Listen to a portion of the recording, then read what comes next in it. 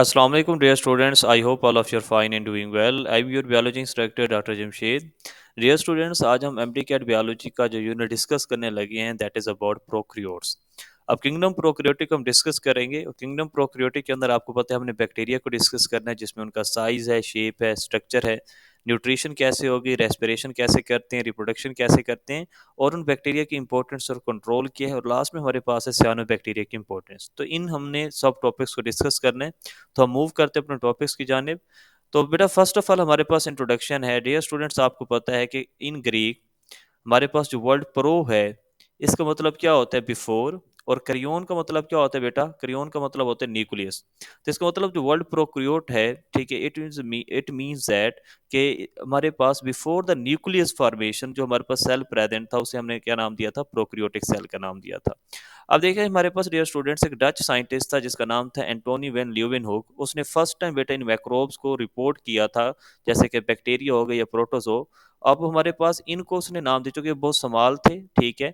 इन समाल क्रिएशंस को, ठीक है, एंटोनी वेन ल्यूवेनहुक ने नाम दिया एनिमल क्यूल्स का। अब फर्स्ट टाइम उसने ऑब्जर्व कहाँ किया इनको, इन स्मॉल क्रिएचर्स को, ठीक है, ये जो स्मॉल क्रिएशन है, ठीक है, जो छोटी छोटी मखलूक है जो आम आंख से नजर नहीं आती, उसने ऑब्जर्व किया फर्स्ट टाइम इनको रेन वाटर में। फिर उसने कंफर्म किया कहाँ, इनको सलाइवा के अंदर, विनीगर के अंदर, इन्फ्यूजन के अंदर और दूसरी सब्सटेंसेस के अंदर। तो ये तो हमारे पास एक मतलब के इंट्रोडक्शन हो गया कि मैक्रो जो बायोलॉजी का कंसेप्ट है वो स्टार्ट कहाँ से हुआ था। अब फिर हमारे पास देखें लॉइस पास्चर आया जिसने डेवलप की वैक्सीन किसके अगेंस्ट बेटा, एंथ्रॉक्स के अगेंस्ट, फॉर कॉलरा और रेबीज के अगेंस्ट। और इसके अलावा उसने फर्मेंटेशन और पास्चराइजेशन के प्रोसेस को भी डेवलप करवाया। अब नेक्स्ट बेटा रेयर स्टूडेंट्स हमारे पास कंट्रीब्यूशन है रॉबर्ट कोच की। अब उसने क्या किया बेटा, रॉबर्ट कोच ने एक जर्म थ्योरी ऑफ डिजीज को फार्मूलेट किया, ठीक है। अब ये हमारे पास इसके पास्टुलेट्स मेन क्या है जर्म थ्योरी ऑफ डिजीज की, हम आगे बढ़ते हैं। और उसने बेटा देखें एक ऐसी sheep that had died of anthrax, जो एंथ्रॉक्स की वजह से मर गई थी, उसके ब्लड से उसने देखा कि उसके ब्लड में कुछ टिपिकल रॉड शेप्ड बैक्टीरिया मौजूद थे विद स्कैरिश एंड्स, जो कि बेसिलस बैक्टीरिया की कैरेक्टरिस्टिक्स हैं। तो ये भी हमारे पास कंट्रीब्यूशन है रॉबर्ट कोच की कि हमारे पास उसने शीप के ब्लड से that had died of anthrax, ठीक है, टिपिकल रॉड शेप्ड बैक्टीरिया को क्या किया, आइसोलेट किया। अब इसके अलावा हमारे पास वो bacteria that cause tuberculosis and cholera. तो कॉलरा और ट्यूबरकुलोसिस जो हमारे पास कॉजेटिव ऑर्गेनिज्म हैं, जो बैक्टीरिया हैं बेटा, उनको भी रॉबर्ट कोच ने क्या किया था, डिस्कवर किया था। अब ये हमारे पास कुछ इसके मेन पास्टुलेट्स हैं इस जर्म थ्योरी ऑफ डिजीज के, उनको हम देख लेते हैं। तो देखिए आपके पास दो ऑर्गेनिज्म है, ठीक है, ये हमारे पास वो ऑर्गेनिज्म है दैट हैड डिजीज, ठीक है, जिसकी मौत हो चुकी है, जिसकी डेथ हो चुकी है, और ये आपके पास एक हेल्थी एनिमल है, ठीक है, चूहा है। तो अब देखिए जो हमारे पास डिजीज्ड हमारे पास एनिमल है, अब उसने क्या कहा, रॉबर्ट कोच ने कहा, तो हमारे पास उसने कहा कि जो डिजीज्ड होगा ऑर्गेनिज्म उसकी बॉडी के अंदर आपको मैक्रो ऑर्गेनिज्म मिलेंगे जो उस डिजीज का सबब बने, जो उस बीमारी का सबब बने थे। और हेल्थी प्लांट की बॉडी के अंदर वो आपको ऑर्गेनिज्म नहीं मिलेंगे। तो जो macro organism must be found in the abundance in all organism suffering from the disease, कि डिजीज का शिकार जो भी हमारे पास ऑर्गेनिज्म है उसके अंदर मैक्रो ऑर्गेनिज्म प्रेजेंट होंगे, but should not be found in healthy organism. और जो हमारे पास हेल्थी ऑर्गेनिज्म होंगे उनके अंदर वो मैक्रो ऑर्गेनिज्म या बैक्टीरिया प्रेजेंट नहीं होंगे। ये तो पहला उसका पास्टुलेट था कि हमारे पास diseased organism must be associated with the macro organism that cause this disease. अब दूसरा उसका पास्टुलेट क्या था, उसने कहा जो मैक्रो ऑर्गेनिज्म मौजूद है किसी भी डिजीज्ड ऑर्गेनिज्म की बॉडी के अंदर, तो वो आपने याद रखना उसको आप आइसोलेट करवा सकते हैं, वो कहते हैं फ्रॉम द डिजीज ऑर्गेनिज्म, और उससे आप प्योर कल्चर में क्या करवा सकते हैं, ग्रो करवा सकते हैं। तो उसने वही काम किया कि ये देखें, ये हमारे पास उसने ब्लड लिया और ब्लड से उसने आइसोलेट किया उन बैक्टीरिया को, और फिर उसे क्या किया, उनको ग्रो करवा दिया एक प्योर कल्चर के अंदर। अब देखें जो हेल्थी था, ठीक है, वहां से जो उसने हमारे पास लिया कोई भी सब्सटेंस, ब्लड लिया या कोई भी चीज ली, उसके अंदर कोई पैथोजन प्रेजेंट ही नहीं थे, तो कोई पैथोजन उसके अंदर बने नहीं, ठीक है, उनकी ग्रोथ ही नहीं हुई। लेकिन बेटा हमारे पास यहाँ देखें, ये हमारे पास एक प्योर कल्चर तैयार हो गया उन ऑर्गेनिज्म को जो डिजीज काज कर रहे थे, मैक्रो ऑर्गेनिज्म बैक्टीरिया। तो ये हमारे पास कल्चर्ड पैथोजन है। फिर उसने कहा कि ये जो कल्चर्ड पैथोजन है जो आपने बैक्टीरिया बनवाए हैं बेटा, ठीक है, अब इनको अगर आप इनोकुलेट करेंगे किसी हेल्थी ऑर्गेनिज्म के अंदर, तो उसके अंदर भी वो बीमारी क्या हो जाएगी, प्रोड्यूस हो जाएगी। और उसके ब्लड से भी आप इन ऑर्गेनिज्म, इन मैक्रो ऑर्गेनिज्म बैक्टीरिया को क्या कर सकते हैं, आइसोलेट कर सकते हैं। तो तीसरा पॉइंट था ये था कि the cultured macro organism should cause disease when introduced into the healthy organism, कि जब आप कल्चर्ड बैक्टीरिया को किसी हेल्थी ऑर्गेनिज्म की बॉडी में इनोकुलेट करेंगे, इंट्रोड्यूस करवाएंगे, तो वो भी क्या हो जाएगा, बीमार हो जाएगा। अब जो मैक्रो ऑर्गेनिज्म बेटा हमारे पास आपने इंट्रोड्यूस करवाए थे उनको आप रीएसोलेट करेंगे कहाँ से, from the inoculated disease experimental host, जिसमें बेटा आपने एक्सपेरिमेंट की है, जिसके अंदर आपने इंट्रोड्यूस करवाया उन बैक्टीरिया को, आप दोबारा से वहाँ से आइसोलेट करेंगे, उनको आइडेंटिफाई करेंगे जो बिल्कुल वैसे ही होंगे, ठीक है, जहाँ से आपने ओरिजिनल पॉजिटिव एजेंट लिया था, ठीक है, मतलब जो हमारे पास बैक्टीरिया इस एनिमल के अंदर प्रेजेंट था वही बैक्टीरिया आपको इस एनिमल के अंदर भी मिलेगा, क्योंकि वही डिजीज काज करवा रहा है। तो this is the germ theory of disease. ये कुछ कोच के पास्टुलेट्स थे जो हमने डिस्कस किए हैं, क्लियर है। तो उसने कहा कि हमारे पास पहले नंबर पर कि जो एक डिजीज्ड ऑर्गेनिज्म होता है, ठीक है, उसकी बॉडी के अंदर वो पॉजिटिव एजेंट या बैक्टीरिया प्रेजेंट होते हैं और हेल्थी के अंदर वो प्रेजेंट नहीं होते। फिर जो डिजीज्ड ऑर्गेनिज्म है उसके ब्लड से, उसकी बॉडी से आप उन बैक्टीरिया को आइसोलेट कर सकते हैं, उनका कल्चर तैयार कर सकते हैं, और जो आपने कल्चर तैयार किए वहां से आप ऑर्गेनिज्म को किसी हेल्थी प्लांट के अंदर या सॉरी हेल्थी एनिमल के अंदर अंदर जब आप इंट्रोड्यूस करवाएंगे, तो हेल्थी जो एनिमल है वो भी क्या हो जाएगा, बीमार हो जाएगा, उसकी भी डेथ हो सकती है, ठीक है, और उस हमारे पास जिससे आपने इंट्रोड्यूस करवाया आपको दोबारा रीआइसोलेट कर सकते हैं, तो आपको पता चलेगा ये वही बैक्टीरिया थे जिसे आपने फर्स्ट टाइम आइसोलेट किया था from the diseased animal. Clear है बेटा ये बात? This is the germ theory of disease. Next बेटा हमारे पास आपने याद रखना है कि जो फाइलोजेनेटिक पोजीशन है प्रोकैरियोट्स की, ये क्या है। तो बेटा हमारे पास मॉलिक्यूलर जो सिस्टम है ये शो करता है कि जो प्रोकैरियोटिक लाइफ है, ये जो प्रोकैरियोटिक ऑर्गेनिज्म है, इसके अंदर दो सेपरेट डोमेन्स हैं, ठीक है।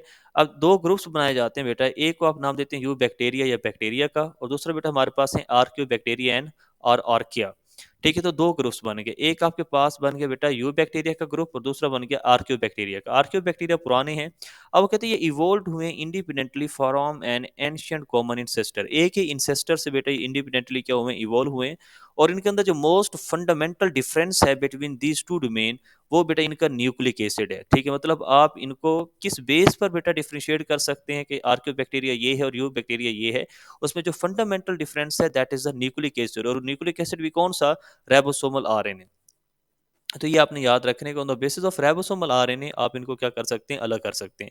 अब कहते हैं देयरफॉर आरएनए जो हमारे पास राइबोसोमल आरएनए है, ये कॉमनली रिकमेंडेड किया जाता है as a molecular clocks for dividing the prokaryotes into the two evolutionary domain. अगर आपने बेटा प्रोकैरियोट्स को कैटेगराइज करना है यू बैक्टीरिया और आर्कियो बैक्टीरिया के अंदर, तो आप जो मॉलिक्यूलर क्लॉक यूज करेंगे वो क्या होगा बेटा, वो राइबोसोमल आरएनए होगा। तो ये एमसीक्यूज आ सकते हैं कि what is the molecular clock, ठीक है, for dividing the prokaryotes into the two evolutionary domain, तो वो बेटा आपके पास क्या है, राइबोसोमल आरएनए है।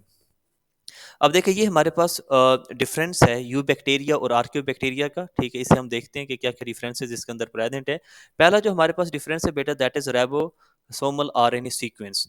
अब देखिए यू बैक्टीरिया बैक्टीरिया के अंदर बेटा हमारे पास जो सीक्वेंस प्रेजेंट होता है राइबोसोमल आरएनए का, वो यूनिक होता है, ठीक है, वैसा ही है जैसे कि बैक्टीरिया का होता है आमतौर पर। लेकिन आर्कियो बैक्टीरिया के अंदर जब आप राइबोसोमल आरएनए का सीक्वेंस देखेंगे तो ये मैच करेगा किसके साथ, यूकैरियोटिक सीक्वेंस के साथ, ठीक है। तो मोस्टली बेटा आर्कियोबैक्टीरिया के अंदर राइबोसोमल आरएनए का सीक्वेंस मैच करता है किसके साथ, यूकैरियोट्स के साथ। अगर हम बात करेंगे आरएनए पॉलीमरेज की, तो आरएनए पॉलीमरेज बेटा यू बैक्टीरिया के अंदर तो क्या होता है, रिलेटिवली सिंपल और स्मॉल होता है। लेकिन आर्कियोबैक्टीरिया के अंदर ये हमारे पास आरएनए पॉलीमरेज कॉम्प्लेक्स होगा और बिल्कुल सिमिलर होगा जैसे कि यूकैरियोट्स के अंदर आरएनए पॉलीमरेज है। फिर बेटा हमारे पास आ जाते हैं इंट्रोन्स। इंट्रोन्स बेटा हमारे पास जीन्स के वो पार्ट होते हैं जो नॉन कोडिंग होते हैं, ठीक है। तो इंट्रोन्स को आप non coding part of gene का नाम देते हैं। अब ये जो इंट्रोन्स है बेटा बैक्टीरिया के अंदर या यू बैक्टीरिया में एब्सेंट होते हैं, और ये आर्कियो बैक्टीरिया के अंदर बेटा कुछ जीन्स के अंदर ये इंट्रोन्स प्रेजेंट होंगे।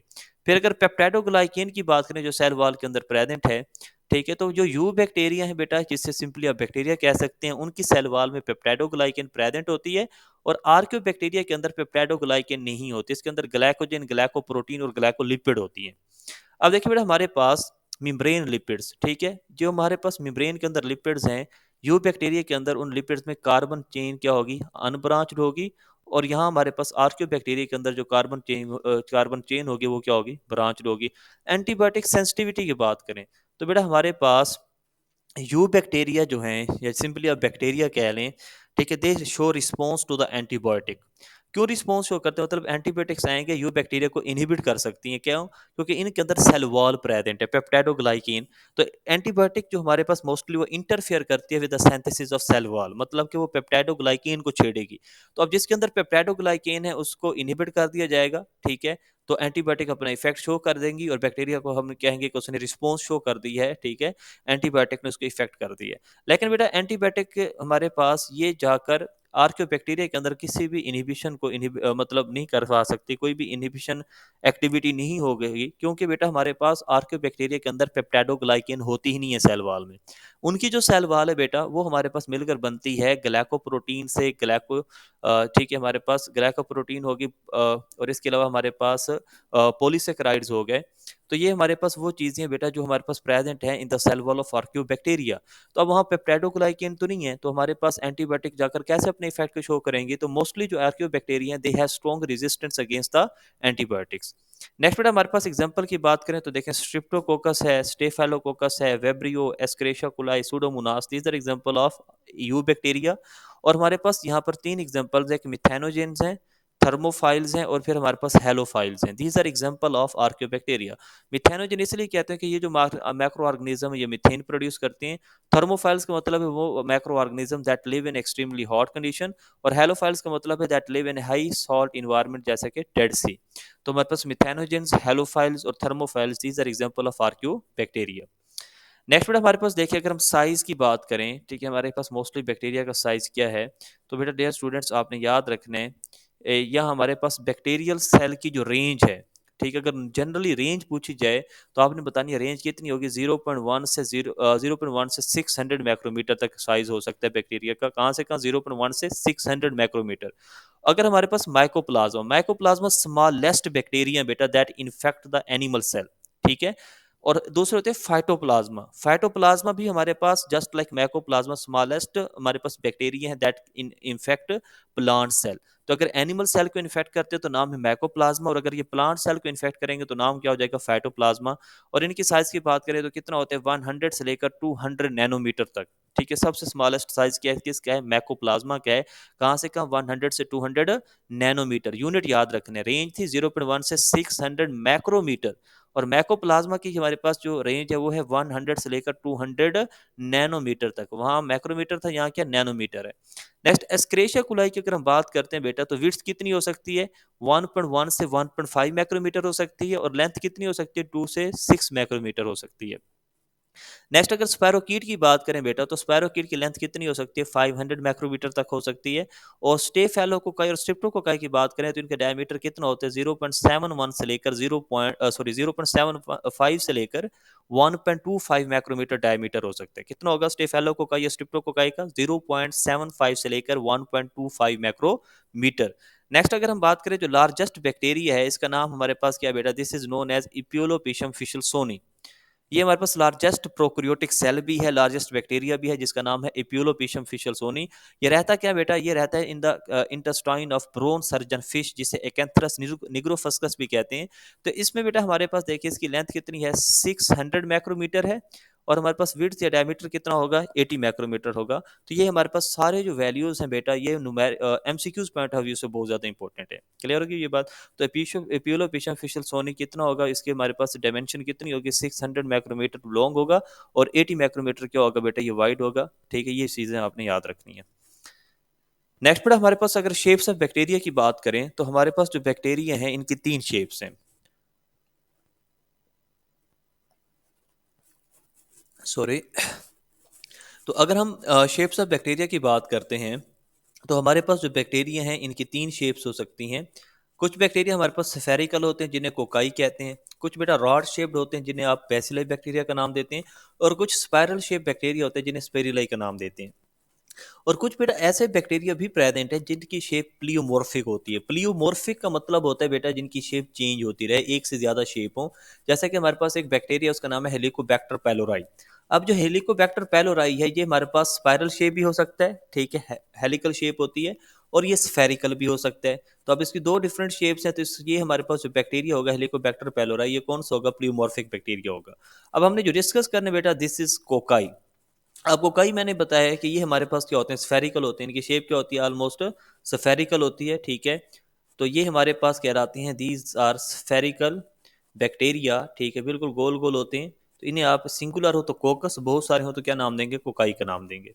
अब देखिए हमारे पास जो शेप्स ऑफ बैक्टीरिया हैं, ठीक है, जो कोकाई की शेप है, कैन ऑल्सो बी क्लासिफाइड। इनको हम क्लासीफाई करते हैं किस बेस पे? On the basis of plane of division. किस बेस पे करेंगे? On the basis of plane of division. और दूसरा बेटा आप इसे करेंगे किस पे? On the basis of number of cells. तो बेटा हमारे पास प्लेन ऑफ डिवीजन और नंबर ऑफ सेल्स की बुनियाद पर हम इन्हें आगे क्लासीफाई करने वाले हैं। देखिए ये हमारे पास वो बैक्टीरिया है बेटा, ठीक है, जैसे ये हमारे पास बैक्टीरिया हैं। अगर तो कोई प्लेन ऑफ डिवीजन नहीं है, सिंगल आपके पास एक सफेरिकल बैक्टीरिया प्रेजेंट है, तो इसे आप जस्ट कोकस का नाम देंगे।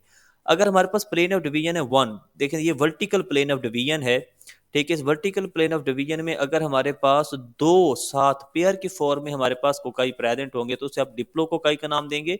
और अगर ये हमारे पास चेन की फॉर्म में प्रेजेंट होंगे, सिंगल प्लेन ऑफ डिवीजन है, ठीक है, और बेटा हमारे पास स्ट्रिप्टोकोकाई जो है, ठीक है, ये हमारे पास coccus bacteria that are present in the form of chain. Clear होगी ये बात। अब देखिए बेटा हमारे पास प्लेन ऑफ डिवीजन आपने याद रखनी है कि दिस इज अ सिंगल या वन प्लेन ऑफ डिवीजन जो कि वर्टिकल प्लेन है। तो वर्टिकल प्लेन या सिंगल प्लेन ऑफ डिवीजन के अंदर अगर दो कोकाई बैक्टीरिया प्रेजेंट है तो नाम क्या, डिप्लोकोकाई।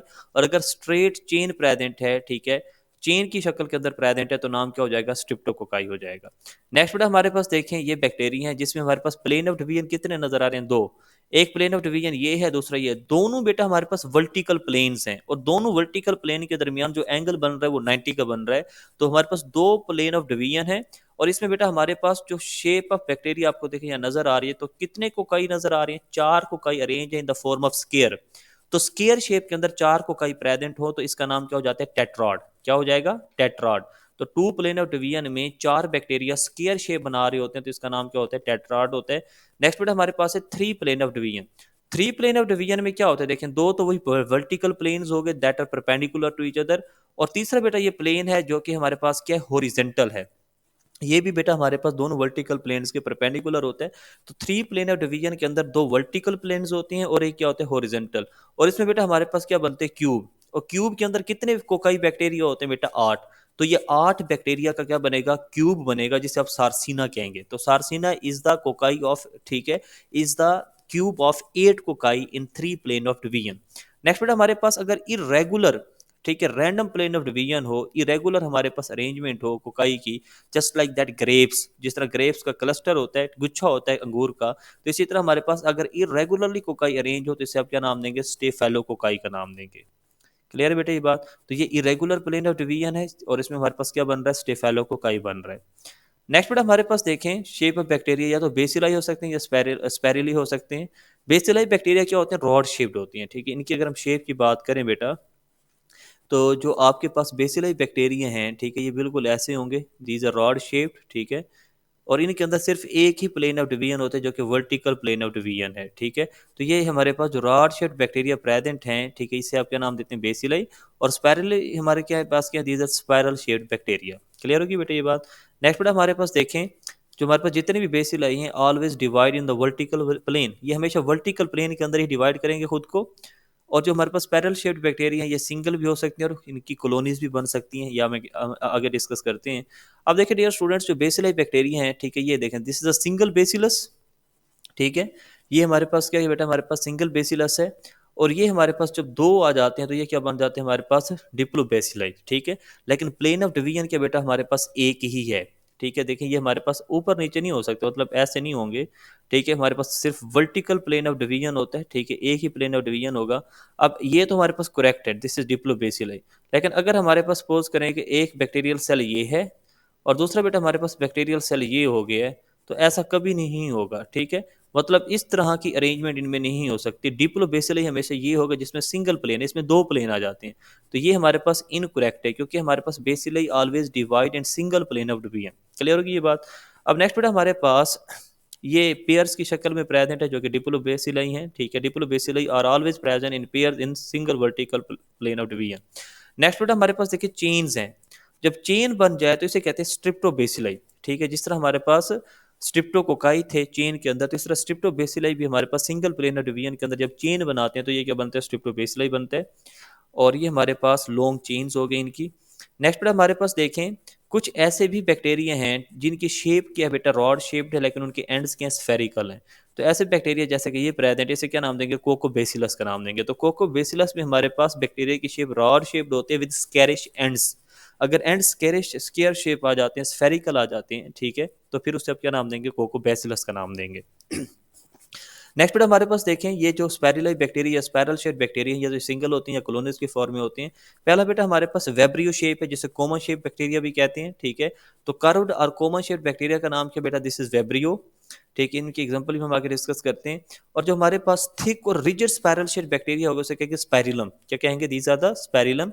और जो बेटा हमारे पास थिन और फ्लेक्सिबल हमारे पास स्पाइरल शेड बैक्टीरिया होगा जैसे कि ये प्रेजेंट है, तो इसका नाम क्या होगा बेटा, दिस इज अ स्पैरोशीट। तो स्पैरोशीट जो हमारे पास है थिन और फ्लेक्सिबल है, ये इसे स्पैरोकीट भी पढ़ते हैं। और जो स्पैरिलम है बेटा, this is a thick and rigid. और जो विब्रियो है बेटा, दिस इज कर्व्ड और कॉमन शेप। तो ये हमारे पास शेप्स होगी बैक्टीरिया की। नेक्स्ट बेटा हमारे पास शेप्स ऑफ बैक्टीरिया, इनकी एग्जांपल्स हम देखते हैं।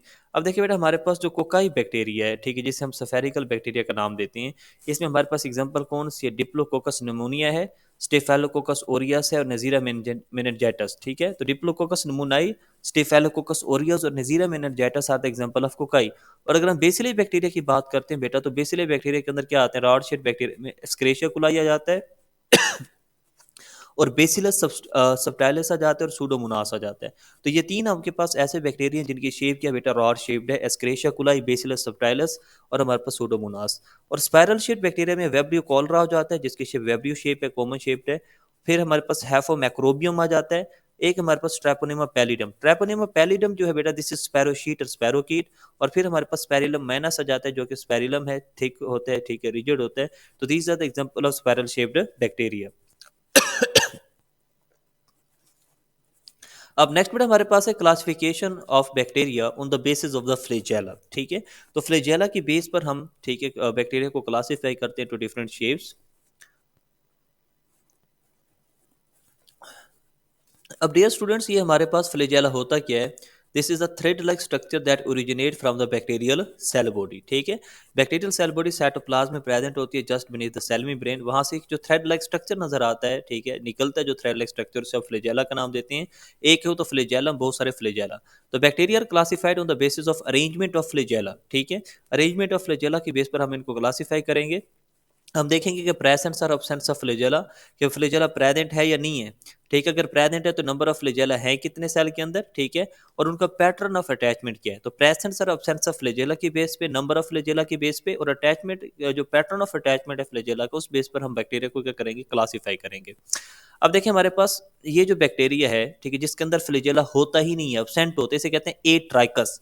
ट्राइकस का वर्ड जहां भी आ जाए तो आपने समझना है फ्लैजेला, ठीक है। तो ए ट्राइकस का मतलब बैक्टीरिया विद नो, हमारे पास फ्लैजेला, कोई फ्लैजेला उसके अंदर प्रेजेंट नहीं होगा। फिर आ जाते हैं मोनोपोलर। मोनोपोलर का मतलब क्या होगा, मोनोपोलर का मतलब होगा कि एक पोल, एक एंड। और मोनोट्राइकस का मतलब, मोनो मतलब एक, ट्राइकस मतलब एक फ्लैजेला। तो मोनोपोलर, मोनोट्राइकस का मतलब है ऐसा बैक्टीरिया जिसके एक पोल या एंड पर एक फ्लैजेला प्रेजेंट हो, जैसे कि शेप में नजर आ रहा है। नेक्स्ट बेटा हमारे पास के बाईपोलर मोनोट्राइकस, या इसे आप एम्फीट्राइकस का नाम भी देते हैं। तो एम्फीट्राइकस या बाईपोलर मोनोट्राइकस कौन से बैक्टीरिया होते हैं, वो बैक्टीरिया जिसके दोनों पोल्स पर सिंगल सिंगल फ्लैजेला प्रेजेंट हो। इस एंड पर भी एक फ्लैजेलम है, इस एंड पर भी एक फ्लैजेलम है, तो इसे आप एम्फीट्राइकस या बाईपोलर मोनोट्राइकस का नाम देंगे। नेक्स्ट बेटा हमारे पास है मोनोपोलर बाईट्राइकस। होगा तो मोनोपोलर एक ही एंड होगा, लेकिन बाई ट्राइकस का मतलब है कितने फ्लैजेलम होंगे, दो होंगे। तो मोनोपोलर हमारे पास जो बाई ट्राइकस है, they have two flagella at one pole. Next बेटा हमारे पास बाइपोलर बाइट्राइकस है। बाइपोलर मतलब कि दोनों एंड पर दो दो फ्लैजेलम होंगे, तो ये बन जाएगा बाइपोलर बाइट्राइकस। नेक्स्ट बेटा हमारे पास है लोफोट्राइकस। लोफोट्राइकस का मतलब है tuft of flagella at one end. अगर एक पोल पर बहुत सारे फ्लैजेलम प्रेजेंट हो तो इसे आप क्या नाम देंगे, लोफोट्राइकस का नाम देंगे। नेक्स्ट बेटा हमारे पास है पेरिट्राइकस।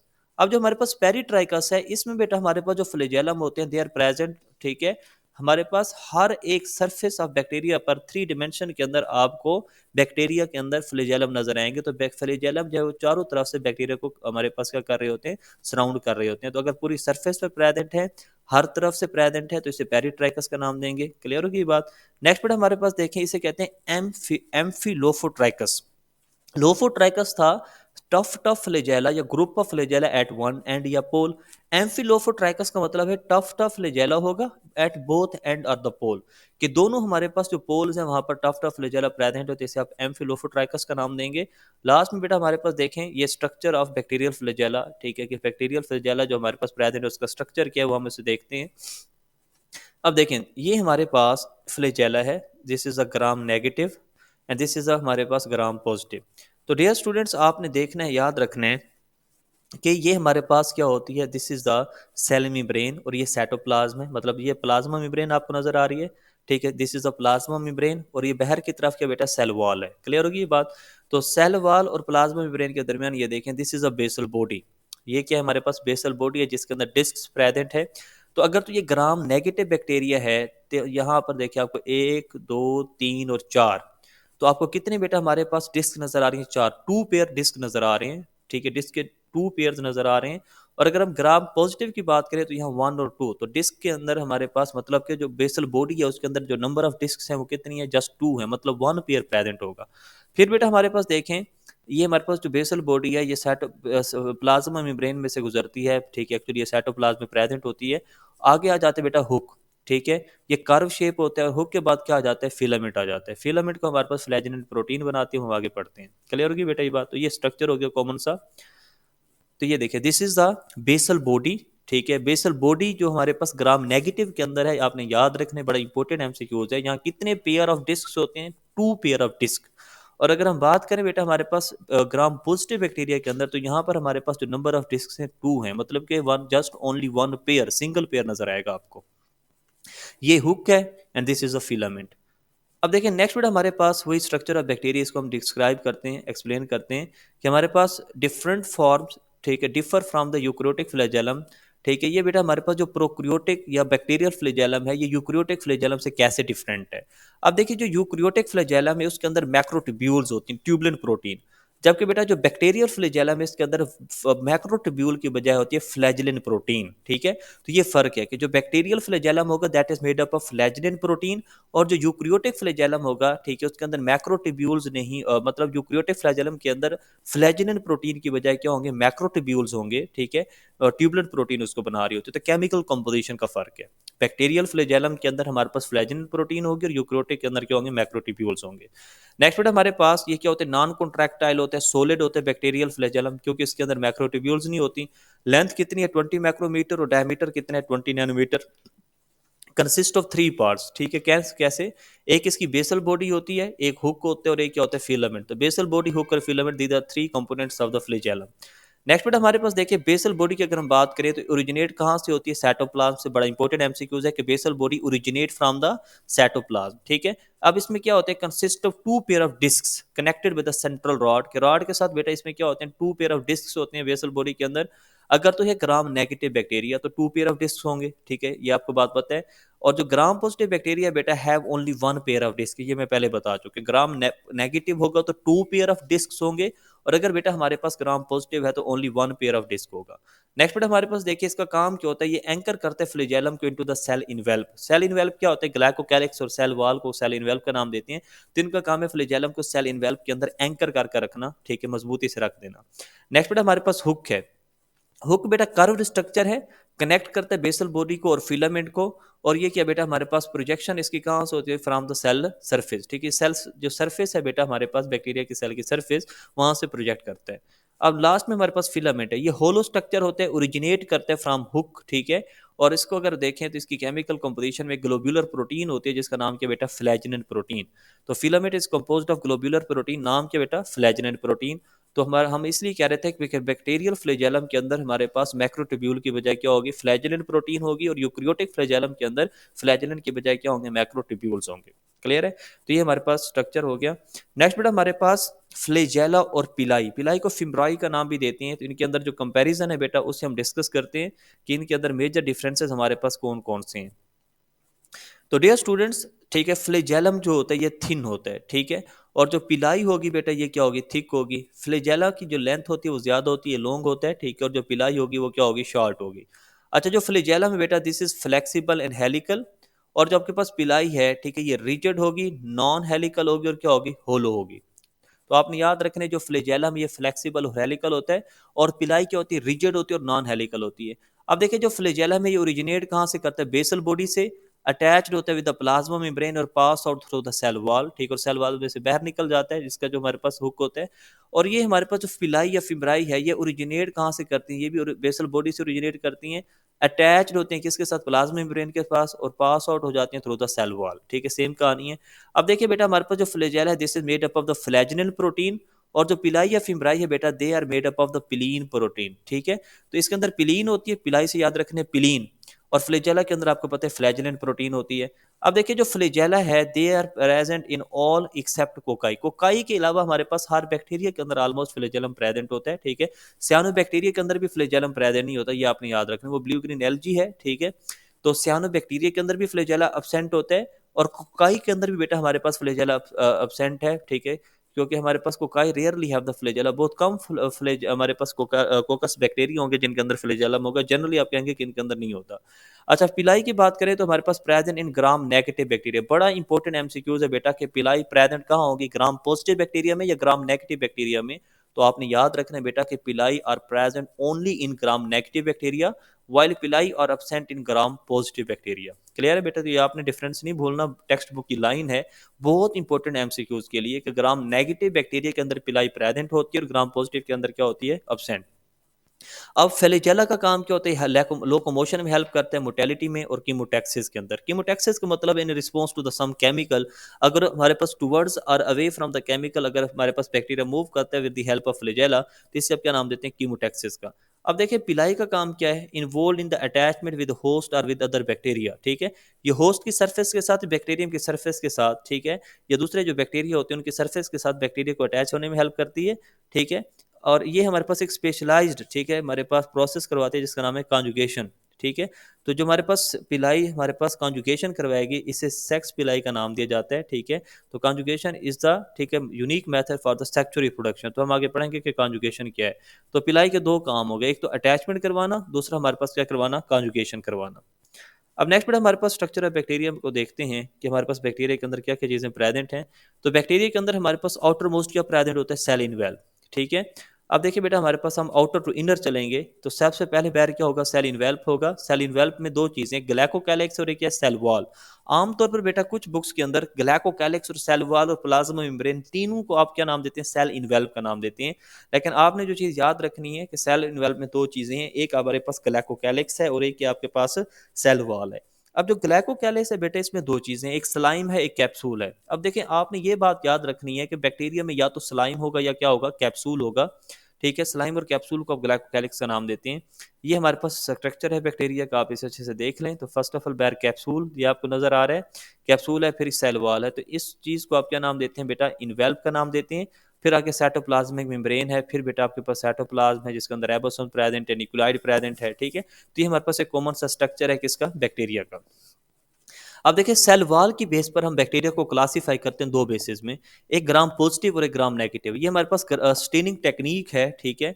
उसकी बेस पर हम on the basis of different chemical composition of gram positive and gram negative bacteria, ठीक है, आपको डिफरेंट रिस्पॉन्स जो होते हैं, तो हम कहते हैं कि हमारे पास on the basis of cell wall bacteria की दो टाइप्स हैं, ठीक है, जो आपको स्टेनिंग पर मिलती हैं, ग्राम पॉजिटिव और दूसरी कौन सी, ग्राम नेगेटिव है। अब देखिए इसमें सेल मेम्ब्रेन होती है, सेल वॉल के अंदर सेल मेम्ब्रेन होगी, मीजोसोम्स प्रेजेंट होंगे, these are infolding of the cell membrane.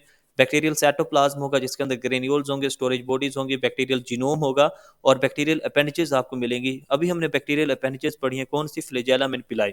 और बैक्टीरियल स्पोर्स होंगे और क्या होंगे बेटा हमारे पास, सिस्ट होंगे। नेक्स्ट बेटा हमारे पास देखिए अगर हम सेल इन्वेल्प की बात करते हैं तो हमारे पास जो सेल इन्वेल्प है, अभी हमने कहा कि हमारे पास दो चीजें सेल इन्वेल्प को बना रही हैं, एक ग्लाइकोकैलिक्स है जिसमें हमारे पास या तो कैप्सूल होगा या क्या होगा, सलाइम होगा, और दूसरा बेटा हमारे पास क्या है, ठीक है, सेल वॉल है। तो ग्लाइकोकैलिक्स और सेल वॉल ये दोनों मिलकर किसको बनाती हैं, सेल इन्वेल्प को बनाती हैं। तो हमारे पास ये आउटर कवरिंग है, cell envelope is the outer covering of bacteria. अब देखिए इसके अंदर हमारे पास नंबर वन क्या था, ग्लाइकोकैलिक्स था। ग्लाइकोकैलिक्स के बेटा आउटर कोटिंग है that cover outside of the cell wall. तो सेल वॉल के बाहर जो आउटर कवरिंग आपको नजर आती है that is made up of glycocalyx. अब ये दो फॉर्म में एग्जिस्ट करता है, या तो ये कैप्सूल होगा या क्या होगा बेटा, स्लाइम होगा। अब देखिए बेटा हमारे पास आपने याद रखना है कि only one of them is present. तो या तो बैक्टीरिया के अंदर कैप्सूल होता है या क्या होता है, स्लाइम होता है। ऐसा नहीं कि कैप्सूल और स्लाइम दोनों प्रेजेंट होगी, ठीक है। या तो हमारे पास सेल वॉल के बाहर कैप्सूल मिलेगा या क्या मिलेगा, स्लाइम मिलेगा। अब इनमें डिफरेंस क्या है, कैप्सूल बेटा स्टिकी इन नेचर होता है, गमी होता है, एडिसिव होता है। और जो हमारे पास ये कंडेंस लेयर है, ठीक है, मॉलिक्यूल्स की, और ये हमारे पास टाइटली एसोसिएटेड होता है with underlying cell wall. Cell wall के साथ टाइटली या स्ट्रोंगली अटैच होगा, ठीक है, जो चीज, तो वो कैप्सूल होगी। अगर लूजली अटैच होगा तो वो क्या होगा, स्लाइम होगा। नेक्स्ट बेटा हमारे पास ये स्लिपी जो स्लाइम है, दिस इज स्लिमी और स्लिपरी इन नेचर, ये लूजली अटैच होता है, ठीक है। और आपने याद रखने से आप आसानी के साथ क्या कर सकते हैं, रिमूव कर सकते हैं। तो ये तो बेसिक डिफरेंस हो गया कैप्सूल और सलाइम के अंदर। नेक्स्ट बेटा हमारे पास देखिए इनकी कंपोजिशन क्या है, वेरिएबल है, depend upon the available nutrient, ठीक है, कि कौन से न्यूट्रिएंट्स बैक्टीरिया को अवेलेबल है, उस चीज़ पे डिपेंड करता है कि कैप्सूल और स्लाइम की केमिकल कंपोजिशन क्या है। जनरली क्या होता है, these are made up polysaccharides, ठीक है, और साथ साथ पॉलीसेक्राइड के साथ प्रोटीन भी प्रेजेंट हो सकती है। तो या तो बेटा हमारे पास पॉलीसेक्राइड होंगे या प्रोटीन, या दोनों प्रेजेंट हो सकते हैं। नेक्स्ट बेटा हमारे पास आपने याद रखना है कि इनका फंक्शन क्या है, ये इंक्रीज, ये जो हमारे पास ग्लाइकोकैलिक्स है ये इंक्रीज करवाते हैं pathogenicity, make the bacteria invisible to the immune system of the host. तो अगर बेटा कैप्सूल या सलाइन प्रेजेंट होगा तो आपका जो इम्यून सिस्टम है, ठीक है, वो बैक्टीरिया को आइडेंटिफाई नहीं कर सकता, बैक्टीरिया उसके हाथ में नहीं आते, तो इस तरह इनकी पैथोजेनिसिटी क्या हो जाती है, इंक्रीज हो जाती है।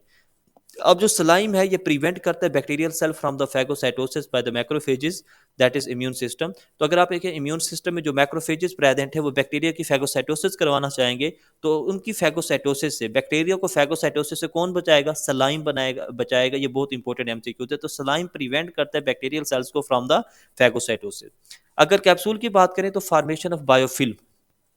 अब चूंकि ये गमी नेचर का होता है कैप्सूल, ठीक है, ये एक एडहेरेंट ग्लाइकोकैलिक्स, अब बायोफिल्म क्या, this is adherent glycocalyx in closed population, कि बहुत सारे जो हमारे पास बैक्टीरिया हैं, ठीक है, मैं आपको डायग्रामेटिक समझाता हूँ कि ये बेटा हमारे पास देखें, ये एक बैक्टीरिया था, suppose one that this is a bacteria, ठीक है, अब ये दूसरा बैक्टीरिया आएगा, ठीक है, अब इसके साथ अटैच होता जा रहा है, ठीक है, बैक्टीरिया एक दूसरे के साथ अटैच होते जा रही हैं, एडहेरेंट होते जा रहे हैं, तो एक पॉपुलेशन बन रही है, ठीक है, और ये हमारे पास इसके इर्द गिर्द ग्लाइकोकैलिक्स प्रेजेंट है, तो यहाँ पर एक स्ट्रक्चर बन गया जिसका नाम है बायोफिल्म।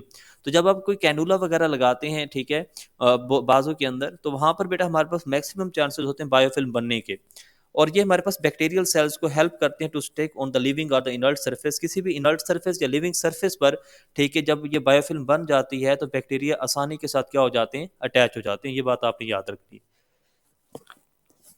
अब देखें कैप्सूल जो है, ठीक है, ये बायोफिल्म बनाता है, और जब बायोफिल्म बन जाती है तो हमारे पास जो बैक्टीरियल सेल्स हैं, ठीक है, उनको आम आपका जो इम्यून सिस्टम है वो ज़्यादा नुकसान नहीं पहुंचा सकता, ठीक है, क्योंकि वो आपस में एडहेरेंट हो चुके होते हैं, और उसके गिर्द हमारे पास ग्लाइकोकैलिक्स की क्या बन चुकी होती है, लेयर बन चुकी होती है। क्लियर है ये बात।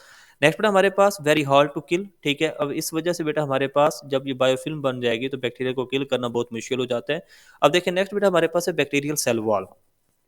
अब जो बैक्टीरियल सेल वॉल है, सबसे पहले इसका इंट्रोडक्शन करते हैं, this is a part of cell envelope. तो हमने कहा था कि ग्लाइकोकैलिक्स और सेल वॉल दोनों मिलकर इन्वेल्प को बना रही हैं।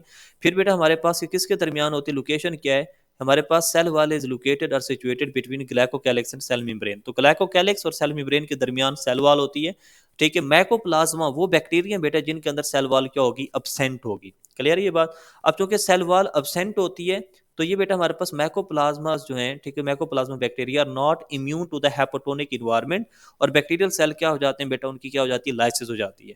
देखिए सेल वॉल प्रिवेंट करते हैं बेटा हमारे पास बैक्टीरिया को फ्रॉम अंडरगोइंग द लाइसिस, ठीक है। तो अगर बेटा आप हेपेटोनिक इन्वायरमेंट के अंदर बैक्टीरिया चला गया और उसके अंदर सारा का सारा वाटर इंटर हो गया, ठीक है, तो हेपेटोनिक इन्वायरमेंट में जाने की वजह से जब उसके अंदर वाटर पोटेंशियल बढ़ेगा तो सेल की क्या हो जाएगी, लाइसिस हो जाएगी। क्यों, क्योंकि उसके गिर्द मैकोप्लाज्मा के गिर्द सेल वॉल प्रेजेंट नहीं है। नेक्स्ट बेटा आपने याद रखना है कि हमारे पास सेल वॉल जो आर्क्यू बैक्टीरिया है उसकी सेल वॉल में प्रोटीन होती है, ग्लाइकोप्रोटीन होती है, और क्या होती है, पॉलीसेक्राइड। ये तीन चीजें बेटा आपने याद रखनी है। ये बड़े इंपॉर्टेंट एमसीक्यूज हैं बेटा कि what is a chemical composition of archaebacteria. तो इसकी केमिकल कंपोजिशन में एक आपने प्रोटीन याद रखनी है, फिर आपने ग्लाइकोप्रोटीन याद रखनी है, और लास्ट में आपके पास है पॉलीसेक्राइड्स। तो प्रोटीन्स, ग्लाइकोप्रोटीन और polysaccharides are present in the cell wall of archaebacteria. Clear है ये बात। अगर हम बात करते हैं बेटा हमारे पास दूसरे बैक्टीरिया की, यू बैक्टीरिया की, तो उसके अंदर हमारे पास दो चीजें हो सकती हैं, या तो पेप्टाइडोग्लाइकेन होगी जो कि एक इनर लेयर है, और फिर इसकी एक आउटर लेयर होती है लिपोप्रोटीन मेम्ब्रेन की, ठीक है। तो बेटा हमारे पास जो यू बैक्टीरिया है, वो चाहे ग्राम नेगेटिव बैक्टीरिया हो चाहे ग्राम पॉजिटिव बैक्टीरिया, उन सब के अंदर इनर लेयर कौन सी होगी, पेप्टाइडोग्लाइकेन की। अब जो आउटर लेयर ऑफ लिपोप्रोटीन है ग्राम पॉजिटिव बैक्टीरिया के अंदर नहीं होती, ग्राम नेगेटिव बैक्टीरिया के अंदर outer layer of lipoprotein present होती है। तो ये केमिकल कंपोजिशन होगी cell wall of eubacteria, ठीक है। आपने याद रखना है कि जो आउटर लेयर ऑफ लिपोप्रोटीन है found only in gram negative bacteria, gram positive में ये नहीं होती। नेक्स्ट बेटा फंक्शन की बात करें बेटा, तो ये प्रोवाइड कर रही है सपोर्ट और मेंटेन कर रही है शेप को सेल वॉल। अच्छा, ग्राम पॉजिटिव और ग्राम नेगेटिव बैक्टीरिया के अंदर हम डिफरेंस अगर करें, ठीक, किस बेस पे किया, on the basis of their cell wall, कि जब हम ग्राम स्टेनिंग टेक्निक परफॉर्म करते हैं तो उसकी सेल वॉल में due to the difference of chemical composition, ठीक है, आपको डिफरेंट रिस्पॉन्स मिलता है। तो इस बेस पे हम दो बैक्टीरिया को, मतलब बैक्टीरिया को दो ग्रुप्स के अंदर कैटेगराइज कर देते हैं, gram positive and gram negative. अब देखिए बेटा, हमारे पास ग्राम स्टेनिंग टेक्निक है क्या, this is a method to differentiate bacteria into the two groups. दो ग्रुप्स के अंदर बैक्टीरिया को बेटा हम क्या करने के लिए, डिफरेंशिएट करने के लिए, डिवाइड करने के लिए एक टेक्निक यूज करते हैं जिसका नाम ग्राम स्टेनिंग है। अब ये देखें किसने बेटा इंट्रोड्यूस करवाई थी, एक डेनिश बैक्टीरियोलॉजिस्ट था जिसका नाम था हैंस क्रिश्चियन ग्राम, उसने डिवेल्प करवाई थी इस टेक्निक को। अब देखें इस टेक्निक के मुताबिक हम डिफरेंशिएट करते हैं बैक्टीरिया को on the basis of physical and chemical properties of the cell wall, ठीक है। तो हम देखते हैं कि देखें सेल वॉल जो है, जो ग्राम पॉजिटिव और ग्राम नेगेटिव बैक्टीरिया के अंदर प्रेजेंट है, उसकी जो फिजिकल और केमिकल प्रॉपर्टीज है एक दूसरे से थोड़ा डिफरेंट है, जिस बेस पर हमको डिफरेंट रिस्पॉन्स मिलते हैं on the gram staining technique. अब देखें इस मेथड के जरिए दो तरह के ग्रुप्स बनाते हैं, ग्राम पॉजिटिव और एक दूसरे ग्राम नेगेटिव बैक्टीरिया का, ठीक है। टू डाइज आर अप्लाइड, ठीक है, दो आप बेटा कलर यूज करते हैं, दो डाई यूज करते हैं इस टेक्निक के अंदर। अगर तो बेटा हमारे पास प्राइमरी डाई रिटेन हो जाते हैं तो वो ग्राम पॉजिटिव बैक्टीरिया होता है। हमारे पास प्राइमरी डाई कौन सा होता है, ये भी इंपॉर्टेंट एमसीक्यूज है पास पेपर का, ठीक है। देखें जब आप प्राइमरी डाई यूज करेंगे और रिटेन हो जाएगा तो ग्राम पॉजिटिव बैक्टीरिया का जो कलर होगा वो होगा पर्पल। तो अगर बेटा हमारे पास ग्राम स्टेनिंग पर पर्पल कलर आ रहे हैं तो वो कौन से बैक्टीरिया होंगे, ग्राम पॉजिटिव होंगे। और कौन सा प्राइमरी डाई होता है, CVI complex, crystal violet iodine complex बनता है जिसकी वजह से पर्पल कलर आता है, ठीक है। तो CVI complex is the primary dye, आपने याद रखना है। अब इसमें क्या होता है बेटा, ग्राम पॉजिटिव के अंदर ये हमारे पास प्राइमरी डाई क्यों रिटेन करते हैं, क्योंकि उसके अंदर थिक पेप्टाइडोग्लाइकेन की लेयर होती है, ठीक है। ग्राम पॉजिटिव बैक्टीरिया के अंदर जो पेप्टाइडोग्लाइकेन की लेयर होगी वो क्या होगी, थिक होगी। और अगर हम बात करें ग्राम नेगेटिव बैक्टीरिया की तो इसके अंदर सेकेंडरी डाई होते हैं। सेकेंडरी डाई का मतलब ये है बेटा कि हमारे पास जो कलर आएगा ग्राम नेगेटिव बैक्टीरिया का वो कौन सा आएगा, पिंक आएगा। और जो सेकेंडरी डाई होगा वो कौन सा हो सकता है, तो सैफरनिन हो सकता है या हमारे पास फुक्साइन हो सकता है, ठीक है। तो प्राइमरी डाई सीवीआई कॉम्प्लेक्स है और हमारे पास सेकेंडरी डाई क्या, सैफरनिन और फुक्सिन। और हमारे पास पी से याद रखने, प्राइमरी से पर्पल कलर आएगा, ठीक है। और हमारे पास ग्राम नेगेटिव के अंदर क्या आएगा, पिंक कलर आएगा। और आपने याद रखना है कि हमारे पास इसके अंदर पेप्टाइडोग्लाइकेन लेयर थिन होती है, इसके अंदर एक कॉम्प्लेक्स आउटर लेयर होती है जिसका नाम क्या है, या तो लिपोपोलिसेक्राइड्स होंगी और साथ उसके क्या होंगे, लिपोप्रोटीन। तो हमारे पास ग्राम नेगेटिव बैक्टीरिया के अंदर भी पेप्टाइडोग्लाइकेन की लेयर है लेकिन थिन होगी, साथ ही बेटा आउटर लेयर ऑफ कौन सी होगी, लिपोपोलिसेक्राइड एंड द लिपोप्रोटीन। और इनर लेयर कौन सी बन जाएगी, पेप्टाइडोग्लाइकेन की, जो कि बिल्कुल क्या होती है, शॉर्ट होती है, थिन होती है। और ये हमारे पास आमतौर पर ग्राम नेगेटिव बैक्टीरिया के अंदर पेरीप्लाज्मिक स्पेस भी प्रेजेंट होती है। देखिए पेरीप्लाज्मिक स्पेस प्रेजेंट होती है, मैं आगे डायग्राम में भी समझाता हूँ, between the cell membrane and the peptidoglycan layer. तो सेल वॉल मतलब पेप्टाइडोग्लाइकेन और सेल मेम्ब्रेन के के दरमियान जो आपको स्पेस नजर आती है उसे आप पेरीप्लाज्मिक स्पेस कहते हैं। और यहाँ पर हमारे पास जो एंटीबायोटिक्स आती है ना, तो आमतौर पर बैक्टीरिया के इंजाइम्स इसी पेरीप्लाज्मिक स्पेस के अंदर प्रेजेंट है, जो उन एंटीबायोटिक्स को क्या करते हैं बेटा, डिग्रेड करते हैं, ठीक है, तोड़ते हैं। तो ये बेटा बिल्कुल वही काम हो रहा है जो लाइसोसोम करवाते हैं यूकेरियोटिक सेल में। तो हम यूं भी कहते हैं कि पेरिप्लाज्मिक स्पेस एनालोगस है टू द लाइसोसोम, ठीक है, कि हमारे पास जो लाइसोसोम यूकेरियोटिक सेल के अंदर काम करें वही काम बेटा पेरिप्लाज्मिक स्पेस करवा रही है थ्रू द एंजाइम कि एंटीबायोटिक को तोड़ रही है। तो बेटा हमारे पास एमसीक्यू जाएगा कि which one of the following is analogous structure to the lysosome in eukaryotic cell. तो बैक्टीरिया के अंदर पेरिप्लाज्मिक स्पेस प्रेजेंट है, that is analogous to the lysosome. अब देखिए ये हमारे पास डायग्राम है ग्राम पॉजिटिव और ग्राम नेगेटिव बैक्टीरिया की, इसे हम देखते हैं, इसको हम डिस्क्राइब करते हैं। तो देखें फर्स्ट ऑफ ऑल देखें ये तो हमारे पास दोनों के अंदर सेल मेम्ब्रेन है, lipid bilayer, this is also cell membrane, this is also cell membrane. ये आपके पास बेटा ग्राम पॉजिटिव बैक्टीरिया है और ये आपके पास ग्राम नेगेटिव बैक्टीरिया है। तो सेल मेम्ब्रेन के बाद देखें ये आपको पेप्टाइडोग्लाइकेन की लेयर नजर आ रही है, ठीक है, ग्राम पॉजिटिव के अंदर। तो ग्राम पॉजिटिव के अंदर देखें पेप्टाइडोग्लाइकेन की जो लेयर है बहुत थिन है, थोड़ी थिक है, थिकनेस बहुत ज्यादा है बेटा ग्राम पॉजिटिव बैक्टीरिया के अंदर पेप्टाइडोग्लाइकेन की। और अगर यहाँ देखें सेल मेम्ब्रेन तो यहाँ पर बेटा देखें ये जो पेप्टाइडोग्लाइकेन है बेटा इसकी थिकनेस बहुत कम है, ये इतनी सी है, ठीक है। तो यहाँ पर बेटा पहली बात आपने याद रखनी है कि सेल मेम्ब्रेन के बाद पेप्टाइडोग्लाइकेन की जो लेयर आपको नजर आ रही है ग्राम पॉजिटिव के अंदर उसकी थिकनेस ज्यादा है और ग्राम नेगेटिव बैक्टीरिया के अंदर उसकी थिकनेस कम है, थिन है। अब देखें आपको ग्राम पॉजिटिव बैक्टीरिया में पेप्टाइडोग्लाइकेन के अंदर क्या नजर आ रहे हैं, लिपोटिक्विक एसिड नजर आ रहे हैं, कुछ सरफेस प्रोटीन नजर आ रही है, और आपके पास टिक्विक एसिड। ठीक है, तो ये हमारे पास सेल वॉल की केमिकल कंपोजिशन में शामिल होते हैं।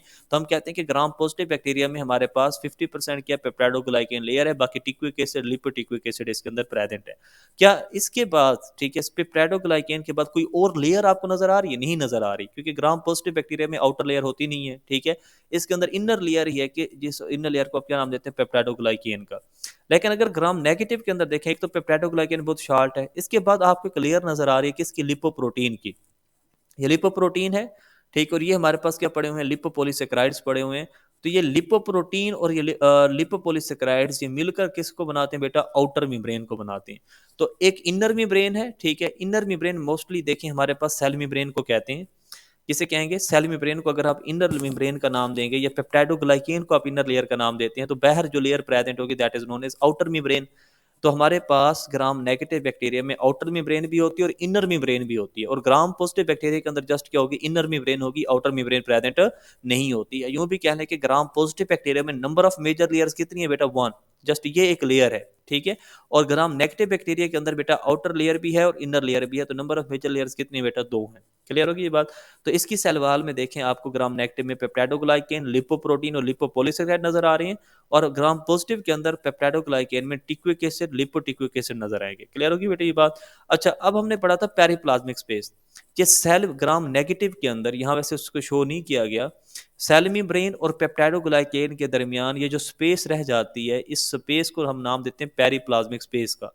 अब इसकी इंपॉर्टेंस क्या है? यहाँ पेरिप्लाज्मिक स्पेस के अंदर इंजाइम्स होते हैं that is involve in the degradation of antibiotics. तो ये मेजर डिफरेंसेस है, हम आगे इनको टेबलेटेड फॉर्म में पढ़ते हैं। तो अब देखिए बेटा, हमारे पास अगर हम स्ट्रक्चर ऑफ बैक्टीरिया की बात करते हैं, ठीक है, जिसमें हमारे पास दो तरह के बैक्टीरिया आ जाते हैं। एक आपके पास ग्राम पॉजिटिव बैक्टीरिया है, और दूसरा आपके पास क्या? ग्राम नेगेटिव बैक्टीरिया। अब देखिए स्टेन की बात करें, तो अभी हमने पढ़ा है कि ग्राम पॉजिटिव बैक्टीरिया में हमारे पास कौन सा स्टेन रिटेन होता है? प्राइमरी डाई, जिसे आप क्रिस्टल वायलेट आयोडीन कॉम्प्लेक्स का नाम देते हैं। ठीक है, crystal violet gram and gram's iodine, तो ये हमारे पास प्राइमरी कलर हैं, ठीक है, प्राइमरी डाई हैं, और आपको यहाँ सीवीआई कॉम्प्लेक्स मिलेगा। और ग्राम नेगेटिव के अंदर कौन सा कलर होता है? सेकेंडरी डाई, जिससे सैफरानिन, या हमारे पास आपने फुस्किन पढ़ा है। अच्छा, अगर हम स्टेनिंग करेक्टर की बात करें कि कलर कौन सा आपको शो होता है, ग्राम पॉजिटिव में पर्पल कलर होगा, और ग्राम नेगेटिव के अंदर कौन सा होगा? पिंक होगा। नंबर ऑफ मेजर लेयर्स, तो हमने ग्राम पॉजिटिव में देखा था कि जस्ट हमारे पास एक ही लेयर है, आउटर लेयर इसके अंदर नहीं होती, तो number of major layer one. और ग्राम नेगेटिव के अंदर बेटा हमारे पास एक इनर मेम्ब्रेन होती है, एक आउटर मेम्ब्रेन होती है, तो यहाँ पर नंबर ऑफ मेजर लेयर्स कितनी है? दो हैं। पेप्टाइडोग्लाइकेन की बात करें तो ग्राम पॉजिटिव जो बैक्टीरिया है उसके अंदर thick layer of peptidoglycan present होती है, मतलब टोटल ड्राई वेट का 50% आपको क्या नजर आएगी? पेप्टाइडोग्लाइकेन। और ग्राम नेगेटिव के अंदर बेटा ड्राई वेट का सिर्फ ओनली 10% आपको क्या मिलेगी? पेप्टाइडोग्लाइकेन की लेयर मिलेगी। इसलिए हम कहते हैं पेप्टाइडोग्लाइकेन ग्राम नेगेटिव बैक्टीरिया में क्या होती है? थिन होती है। लिपिड्स की अगर हम बात करें तो ग्राम पॉजिटिव बैक्टीरिया में कम होते हैं लिपिड्स, 1 to 4%, और ग्राम नेगेटिव के अंदर होते हैं 11 to 12%। एडिशनल सब्सटेंसेस पेप्टाइडोग्लाइकेन के अलावा क्या मौजूद थी? देखिए, ग्राम पॉजिटिव में हमने देखा टिक्विक एसिड था, लिपोटिक्विक एसिड था। ठीक है, ग्राम नेगेटिव के अंदर हमने देखा कि लिपोपोलिसैकेराइड्स प्रेजेंट थे और लिपोप्रोटीन्स प्रेजेंट थी in additional to the peptidoglycan. अच्छा, ओवरऑल थिकनेस की अगर हम बात करते हैं बेटा, तो ग्राम पॉजिटिव बैक्टीरिया की थिकनेस कितनी है? 20 से लेकर 80 नैनोमीटर तक। ठीक है, और ग्राम नेगेटिव की सेल की कितनी थिकनेस है? 8 से लेकर 11 नैनोमीटर तक। क्लियर है बेटा ये बात? अब देखिए आउटर मेम्ब्रेन की अगर हम बात करते हैं, तो बेटा हमारे पास ग्राम पॉजिटिव बैक्टीरिया के अंदर कोई आउटर मेम्ब्रेन प्रेजेंट नहीं होती, और ग्राम नेगेटिव बैक्टीरिया के अंदर आप देखेंगे इसके अंदर आउटर मेम्ब्रेन प्रेजेंट होती है। पेरिप्लाज्मिक स्पेस की बात करें तो कुछ बेटा ग्राम पॉजिटिव बैक्टीरिया के अंदर पेरिप्लाज्मिक स्पेस होगी, कुछ के अंदर। लेकिन जितने भी ग्राम नेगेटिव बैक्टीरिया बेटा, तमाम नेगेटिव बैक्टीरिया के अंदर हमारे पास क्या प्रेजेंट होगी बेटा? पेरिप्लाज्मिक स्पेस प्रेजेंट होगी। नेक्स्ट अगर हम बात करें परमिएबिलिटी की, तो बेटा हमारे पास जिसके अंदर लिपिड्स ज्यादा होंगे वो कम परमिएबल होगा, जिसके अंदर लिपिड्स कम होंगे वो ज्यादा परमिएबल होगा। अब हमने देखा था कि ग्राम पॉजिटिव के अंदर ओनली 1 से लेकर 4% तक लिपिड्स हैं, तो ये ज्यादा परमिएबल है। और ग्राम नेगेटिव के अंदर कितने थे? 11 से 12% लिपिड्स थे, तो ये क्या है बेटा? लेस परमिएबल है। रेजिस्टेंस की बात करें बेटा, तो ग्राम पॉजिटिव बैक्टीरिया के अंदर रेजिस्टेंस ज्यादा है। ठीक है, और बेटा हमारे पास ग्राम नेगेटिव के अंदर जो रेजिस्टेंस है वो क्या होती है? कम होती है। तो ये बेटा हमारे पास डिफरेंस है between gram positive and gram negative bacteria. यहाँ से अच्छे खासे एमसीक्यूज आते हैं, आप लोगों ने बेटा याद कर लेने। क्लियर होगी बेटा ये बात? चले, नेक्स्ट बेटा हमारे पास सेल मेम्ब्रेन या प्लाज्मा मेम्ब्रेन की हम बात करते हैं, तो सेल वॉल के अंदर की तरफ क्या प्रेजेंट होती है? Inner to the cell wall आपको सेल मेम्ब्रेन या प्लाज्मा मेम्ब्रेन नजर आती है। तो beneath the cell wall present है, बहुत ज़्यादा डेलिकेट और सेंसिटिव होती है, ठीक है। तो damage to the plasma membrane can cause the death of the cell. तो इसकी सेल मेम्ब्रेन इतनी डेलिकेट और सेंसिटिव और सॉफ्ट होती है, फ्लेक्सिबल होती है कि अगर थोड़ा सा भी इसको डैमेज आ जाए तो ऑर्गेनिज्म की क्या हो सकती है, डेथ हो सकती है। तो वेरी थिन है, फ्लेक्सिबल है, कंप्लीटली सराउंड कर रही है सेल को। और इसके अंदर देखें, हमने पढ़ा था कि यूक्रियोटिक जो हमारे पास सेल मेम्ब्रेन है और जो बैक्टीरियल सेल मेम्ब्रेन है, इसमें फ़र्क क्या है? फ़र्क इसमें बेटा हमारे पास ये है कि जो हमारे पास बैक्टीरियल सेल मेम्ब्रेन है, इसके अंदर कोलेस्ट्रॉल या स्टिरोल लिपिड बाइलेयर के अंदर प्रेजेंट नहीं होते। वैसे तो सेल मेम्ब्रेन का वही स्ट्रक्चर है जो according to the fluid mosaic model, लेकिन बेटा हमारे पास यूक्रियोटिक सेल मेम्ब्रेन में स्टिरोल या कोलेस्ट्रॉल अब प्रेजेंट होते हैं, और बैक्टीरियल सेल मेम्ब्रेन के अंदर बेटा हमारे पास स्टिरोल या कोलेस्ट्रॉल क्या होंगे, एब्सेंट होंगे, आपने याद रखने हैं। नेक्स्ट बेटा हमारे पास ये सेल मेम्ब्रेन इनविजिनेट हो जाते हैं इनटू द साइटोप्लाज्म और इनफोल्डिंग बनाती है, जिसे हम मिसोजोम का नाम देते हैं। अच्छा, फंक्शन क्या है बेटा हमारे पास सेल मेम्ब्रेन का? कंट्रोल कर रही है ट्रांसपोर्टेशन को, चीज़ें इसमें से आ रही हैं जा रही हैं, ठीक है। तो मेरा हमारे पास इसमें जो प्रोटीन्स हैं या न्यूट्रिएंट्स हैं, शुगर्स हैं, इलेक्ट्रॉन्स या दूसरे मेटाबोलाइट्स हैं, उनकी ट्रांसपोर्टेशन को कंट्रोल कर रही है। सेलुलर रेस्पिरेशन, यहाँ पर बेटा रेस्पिरेटरी चेन चलती है बैक्टीरियल। देखिए वैसे तो हमारे पास रेस्पिरेटरी चेन कहाँ चलती है? अगर यूक्रियोटिक सेल है तो माइटोकॉन्ड्रियल की जो इनर मेम्ब्रेन क्रिस्टी होती है, वहां पर रेस्पिरेटरी चेन चल रही होती है। अब जो कि बैक्टीरिया के अंदर तो माइटोकॉन्ड्रिया होता ही नहीं है। जब माइटोकॉन्ड्रिया नहीं होता, ठीक है, तो फिर रेस्पिरेटरी चेन कहाँ चलती है? मीजोसोम पर, ठीक है, सेल मेम्ब्रेन के ऊपर ये रेस्पिरेटरी चेन चलती है। फोटोसिंथेसिस भी यही होती है, ठीक है। डीएनए रेप्लिकेशन भी सेल मेम्ब्रेन पर होती है, सेल डिवीजन में भी यही इन्वॉल्व होती है। तो these are the different functions, ठीक है। कौन कौन से फंक्शंस है बेटा? ठीक है, control of transport, cellular respiration, photosynthesis, DNA replication and cell division. Next बेटा अगर हम बैक्टीरियल साइटोप्लाज्म की बात करते हैं, तो आपने याद रखना है बेटा कि ये इसका जो हमारे पास साइटोप्लाज्म है, जेली लाइक होता है, डेंस मैस होता है, ठीक है, जेली लाइक डेंस मैस। इसके अंदर साइटोस्केलेटन एब्सेंट होते हैं। बैक्टीरियल साइटोप्लाज्म में बेटा साइटोस्केलेटन एब्सेंट होगा। कोई सेलुलर ऑर्गेनेली नहीं प्रेजेंट होता एक्सेप्ट राइबोसोम, ठीक है। तो इसके अंदर मोस्टली तो हम कहते हैं कि मेम्ब्रेनस ऑर्गेनेलिज होते नहीं है। नॉन मेम्ब्रेनस में भी जस्ट आपके पास क्या नजर आएंगे? राइबोसोम नजर आएंगे। नेक्स्ट बेटा हमारे पास इनके जो राइबोसोम्स है वो स्मॉलर होते हैं as compare to the eukaryotic ribosome, ठीक है। और कितने वाले होते हैं बेटा? इनका लार्जर सब यूनिट होता है 50s और स्मॉलर होता है 30s। जब वो आपस में अटैच होते हैं तो क्या बनता है? 70s वाला राइबोसोम बनता है, ठीक है। तो यूक्रियोटिक राइबोसोम होता है 80s वाला, और प्रोक्रियोटिक जो राइबोसोम है वो ये कौन सा है? 70s वाला, छोटा है। अब जो राइबोसोम्स हैं are the site of the protein synthesis. आप सबको पता है कि प्रोटीन की तैयारी राइबोसोम के पास होती है। और आपने याद रखना है बेटा कि इसके दो सब यूनिट्स हैं, 30s स्मॉलर सब यूनिट और 50s लार्जर सब यूनिट है। जब मिलते हैं तो 70s बनते हैं। क्लियर है बात? अब आपने याद रखना है कि इसी साइटोप्लाज्म में स्मॉल ग्रेन्यूल्स भी प्रेजेंट हैं, जो जिसमें खुराक स्टोर हो रही है, ठीक है। या हमारे पास वेस्ट मटेरियल भी हो सकती हैं। तो इन द फॉर्म ऑफ ग्रेन्यूल्स, ठीक है, खुराक भी स्टोर है, ठीक है, और वेस्ट मटेरियल भी साइटोप्लाज्म में प्रेजेंट होता है। नेक्स्ट बेटा हमारे पास जो ग्रेन्यूल्स हैं, ठीक है, ये देखें दो तरह के हैं। अब देखें आमतौर पर जो अवेलेबिलिटी है, ठीक है, जो आमतौर पर बैक्टीरिया जहाँ रहते हैं, अगर वहाँ पर न्यूट्रिशन की अवेलेबिलिटी कम हो जाए, न्यूट्रिएंट्स अवेलेबल हो ही ना, तो बेटा वो क्या करते हैं बेटा? वो खुराक को स्टोर कर लेते हैं, ठीक है। इनकी खुराक है क्या बेटा? ये बहुत इंपॉर्टेंट एमसीक्यूज है कि बैक्टीरिया के अंदर खुराक किस फॉर्म में स्टोर होती है। तो वैसे मैंने पढ़ाया भी था, ग्लाइकोजन है, सल्फर है, ठीक है, फास्फेट है, प्रोटीन है। तो glycogen, sulphur, fat and phosphate, glycogen, sulphur, fat and phosphate, these are the food मतलब substances that are present in the cytoplasm. यहाँ ग्लाइकोजन, प्रोटीन और फैट लिखा हुआ है, लेकिन आपने बुक की लाइन भी याद रखनी है, glycogen, sulphur, fat and phosphate, glycogen, sulphur, fat and phosphate. ये मैं दोबारा रिपीट कर रहा हूँ। वेस्ट मटेरियल कौन से बेटा? अल्कोहल है, लैक्टिक एसिड है, और क्या बेटा? एसिटिक एसिड है। ये these are the waste material of bacteria. Clear होगी? दोबारा मैं पूछ रहा हूँ कि जो ग्रेन्यूल्स बेटा खुराक के तौर पर स्टोर होते हैं, कौन कौन से? Glycogen, sulphur, fat and phosphate. और जो वेस्ट मटेरियल है ये कौन से? Alcohol, lactic acid and acetic acid. अब देखिए बैक्टीरियल जो जीनोम जो हमारे पास प्रेजेंट होता है, ठीक है, वो हमारे पास दो तरह का होता है। एक तो बेटा उसका अपना न्यूक्लियोइड जो उसकी मेटाबॉलिक एक्टिविटीज को कंट्रोल कर रहा है, और दूसरे इसके अंदर होते हैं प्लाज्मिड। तो बैक्टीरियल जो क्रोमोसोम है, दिस इज अ सिंगल। अब देखें बैक्टीरिया के अंदर क्रोमोसोम होता नहीं है क्योंकि इसके अंदर हिस्टोन प्रोटीन एब्सेंट होती है, लेकिन इसके क्रोमोसोम को आप नाम देते हैं फॉल्स क्रोमोसोम का। इसमें जस्ट क्या होता है? Single circular and large double standard DNA molecule होते हैं। Single circular and large double standard DNA molecule present होते हैं बैक्टीरिया के अंदर। क्लियर है ये बात? और बेटा हमारे पास present near to the centre of the cell, just like that nucleus. Nucleus इसमें नहीं होता, लेकिन आपने याद रखने बेटा कि हमारे पास सेंटर के साथ near to the centre of the cell आपको ये डीएनए नजर आता है। नेक्स्ट बेटा हमारे पास देखें जो जीनोम में दो तरह के, एक न्यूक्लियाइड है, ठीक है, ये इरेगुलर शेप्ड डेंस एरिया होता है जिसके अंदर डीएनए प्रेजेंट होता है। तो irregular shaped dense area in the cytoplasm that contain DNA से आप क्या नाम देंगे? न्यूक्लियाइड का नाम देंगे। और दूसरा बेटा हमारे पास क्या होता है? प्लाज्मिड।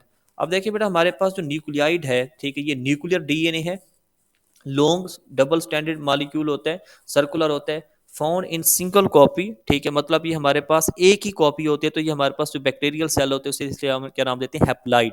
अगर अनपेयर्ड फॉर्म में हमारे पास डीएनए या क्रोमोसोम प्रेजेंट हो तो वो चीज़ क्या बन जाती है, हैप्लाइड बन जाती है। और फिर आपने याद रखना है, found in all bacteria, her bacteria के अंदर ये न्यूक्लियाइड प्रेजेंट होता है। इसका काम क्या होता है, इसका काम होता है कंट्रोल करना ग्रोथ और मेटाबॉलिज्म। ये बड़ा इंपॉर्टेंट काम है कि प्लाज्मिड और इस न्यूक्लियाइड के दरमियान फंक्शन का क्या डिफरेंस है, कि जो न्यूक्लियाइड मतलब न्यूक्लियर डीएनए होगा वो कंट्रोल करेगा ग्रोथ और मेटाबॉलिज्म को, ठीक है। और प्लाज्मिड जो काम करते हैं हम आगे पढ़ते हैं। अब देखिए बेटा, हमारे पास अभी हमने कहा कि हमारे पास मोस्टली जो बैक्टीरिया हैं, ठीक है, ये क्या होते हैं, हैप्लाइड होते हैं। लेकिन फॉर अ शॉर्ट टाइम ये अपनी लाइफ साइकिल के अंदर डिप्लॉइड स्टेट के अंदर भी आते हैं।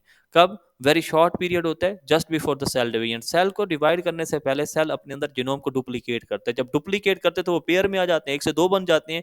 तो वो जो हमारे पास स्टेज होते हैं जहाँ एक से दो बनते हैं, तो वो हमारे पास डिप्लॉइड स्टेट होती है। नेक्स्ट बेटा, जो प्लाज्मेट है ये एक्स्ट्रा न्यूक्लियर डीएनए है। ये हमारे पास न्यूक्लियर डीएनए नहीं है, बल्कि ये क्या है, एक्स्ट्रा न्यूक्लियर। ये भी हमारे पास क्या होता है, circular double standard DNA molecule होता है। अब ये हमारे पास शॉर्ट वो होते हैं long double standard DNA molecule, ये होगा बेटा शॉर्ट। क्लियर है? ये बेटा मल्टीपल, वो बेटा देखें सिंगल होता है, सिंगल कॉपी होती है, इसलिए इसे हैप्लाइड कहते हैं। ये बेटा हमारे पास मल्टीपल कॉपीज के फॉर्म में प्लाज्मिड प्रेजेंट होता है। इसका ये हमारे पास, अब ये देखें, जो न्यूक्लियर डीएनए था, ठीक है, वो हर एक बैक्टीरिया के अंदर प्रेजेंट था, और प्लाज्मिड किसी बैक्टीरिया में होगा और किसी के अंदर नहीं होगा। Few bacteria have them. अब देखिए ये क्या करते हैं, इसका काम क्या है, control over resistance due to the drugs. Drugs की वजह से, हैवी मेटल्स की वजह से, इंसेक्ट्स की वजह से, जो मतलब के बैक्टीरिया के अंदर अगर किसी ड्रग के अंदर ड्रग के अगेंस्ट रेजिस्टेंस है, तो वो भी किस वजह से होगी, प्लाज्मिड। क्योंकि प्लाज्मिड के अंदर वो जीन्स हैं that produce resistance against drugs, insects, ठीक है। तो ये हैवी मेटल्स, तो ये सारी जो रेजिस्टेंस है ये किस वजह से होगी, प्लाज्मिड की वजह से। और प्लाज्मिड को आप जेनेटिक इंजीनियरिंग के अंदर एज अ वेक्टर भी क्या करते हैं, यूज करते हैं। ये भी बात आपने याद रखनी है, ठीक है। तो बेटा हमारे पास प्लाज्मिड के अंदर रेजिस्टेंस जीन्स प्रेजेंट हैं for drugs, for heavy metals, for the insects, ताकि बैक्टीरिया को, ठीक है, इन चीज़ों से अगेंस्ट वो बचा सके, रेजिस्टेंस प्रोवाइड कर सके। अब देखिए नेक्स्ट, जो बैक्टीरियल स्पोर्स हैं ये कब प्रोड्यूस होते हैं, जब अनफेवरेबल कंडीशन आती है, ठीक है। अब देखिए ये नॉर्मल तो मतलब रिप्रोडक्शन में प्रोड्यूस नहीं होते। जब सेल को लगता है कि अब उनकी डेथ होने जा रही है, अनफेवरेबल कंडीशंस हैं, न्यूट्रिशन नहीं मिल रही, टेम्परेचर बहुत ज़्यादा है, पीएच बहुत ज़्यादा या कम है, ठीक है, तो तब वो बेटा वो क्या प्रोड्यूस करवाते हैं, स्पोर्स प्रोड्यूस करवाते हैं, ठीक है। तो ये not a way of reproduction, ठीक है, नॉर्मल वे ऑफ रिप्रोडक्शन नहीं है, ठीक है, आपने याद रखना है। तो ये थिक वॉल रेजिस्टेंट बॉडीज होती हैं स्पोर्स की। और ये हमारे पास प्रोड्यूस कब होती हैं, at the late stage of last stage of growth. जब हमारे पास लास्ट स्टेज ऑफ ग्रोथ होती है तो तब प्रोड्यूस होती हैं बैक्टीरियल स्पोर्स। और ये भी आपने याद रखना है कि कब प्रोड्यूस होंगे, ड्यूरिंग द अनफेवरेबल कंडीशंस, ठीक है। अनफेवरेबल कंडीशन का मतलब है जब वाटर अवेलेबल नहीं होगा, टेम्परेचर बहुत ज़्यादा होगा, या पीएच ऑफ मीडियम क्या हो जाएगी, बहुत ज़्यादा चेंज हो जाएगी, ठीक है। तो उस वक्त बेटा हमारे पास अनफेवरेबल कंडीशन की वजह से बैक्टीरिया क्या प्रोड्यूस कर लेते हैं, स्पोर्स प्रोड्यूस कर लेते हैं, ताकि फेवरेबल कंडीशन पर दोबारा ये जर्मिनेट होकर बैक्टीरिया को बना सकें। क्लियर है? तो ये जर्मिनेट होते हैं upon return of favourable condition. जब अनफेवरेबल कंडीशन होगी बनेंगे, और ये जर्मिनेट होकर नए बैक्टीरिया में कब कन्वर्ट होंगे, जब कंडीशंस क्या हो जाएंगी, फेवरेबल हो जाएंगी। नेक्स्ट बेटा आपने याद रखना है कि सेल्स रिमेन डोरमेंट, ठीक है। तो बैक्टीरियल स्पोर्स हमारे पास क्या होते हैं, डोरमेंट होते हैं। जब तक फेवरेबल कंडीशन नहीं आती तब तक ये एक्टिवेट नहीं होते, ठीक है। लास्ट में बेटा याद रखना है, इसका स्पोर्स के प्रोड्यूस होने का मकसद क्या होता है, means to pass unfavourable condition. कि हमारे पास जो अनफेवरेबल कंडीशंस आ गई हैं, ठीक है, न्यूट्रिएंट्स नहीं है, वाटर नहीं है, टेम्परेचर बहुत ज़्यादा हो गया, पीएच बहुत ज़्यादा चेंज हो जाएगी, तो बजाय इसके कि बैक्टीरिया की डेथ हो जाए, तो बेटा हमारे पास बैक्टीरिया उन अनफेवरेबल कंडीशन को पास करने के लिए खुद को किस में कन्वर्ट कर लेते हैं, स्पोर्स के अंदर। अब देखिए स्पोर्स क्या हैं, these are metabolically dormant bodies हैं, resistant to adverse physical environmental condition.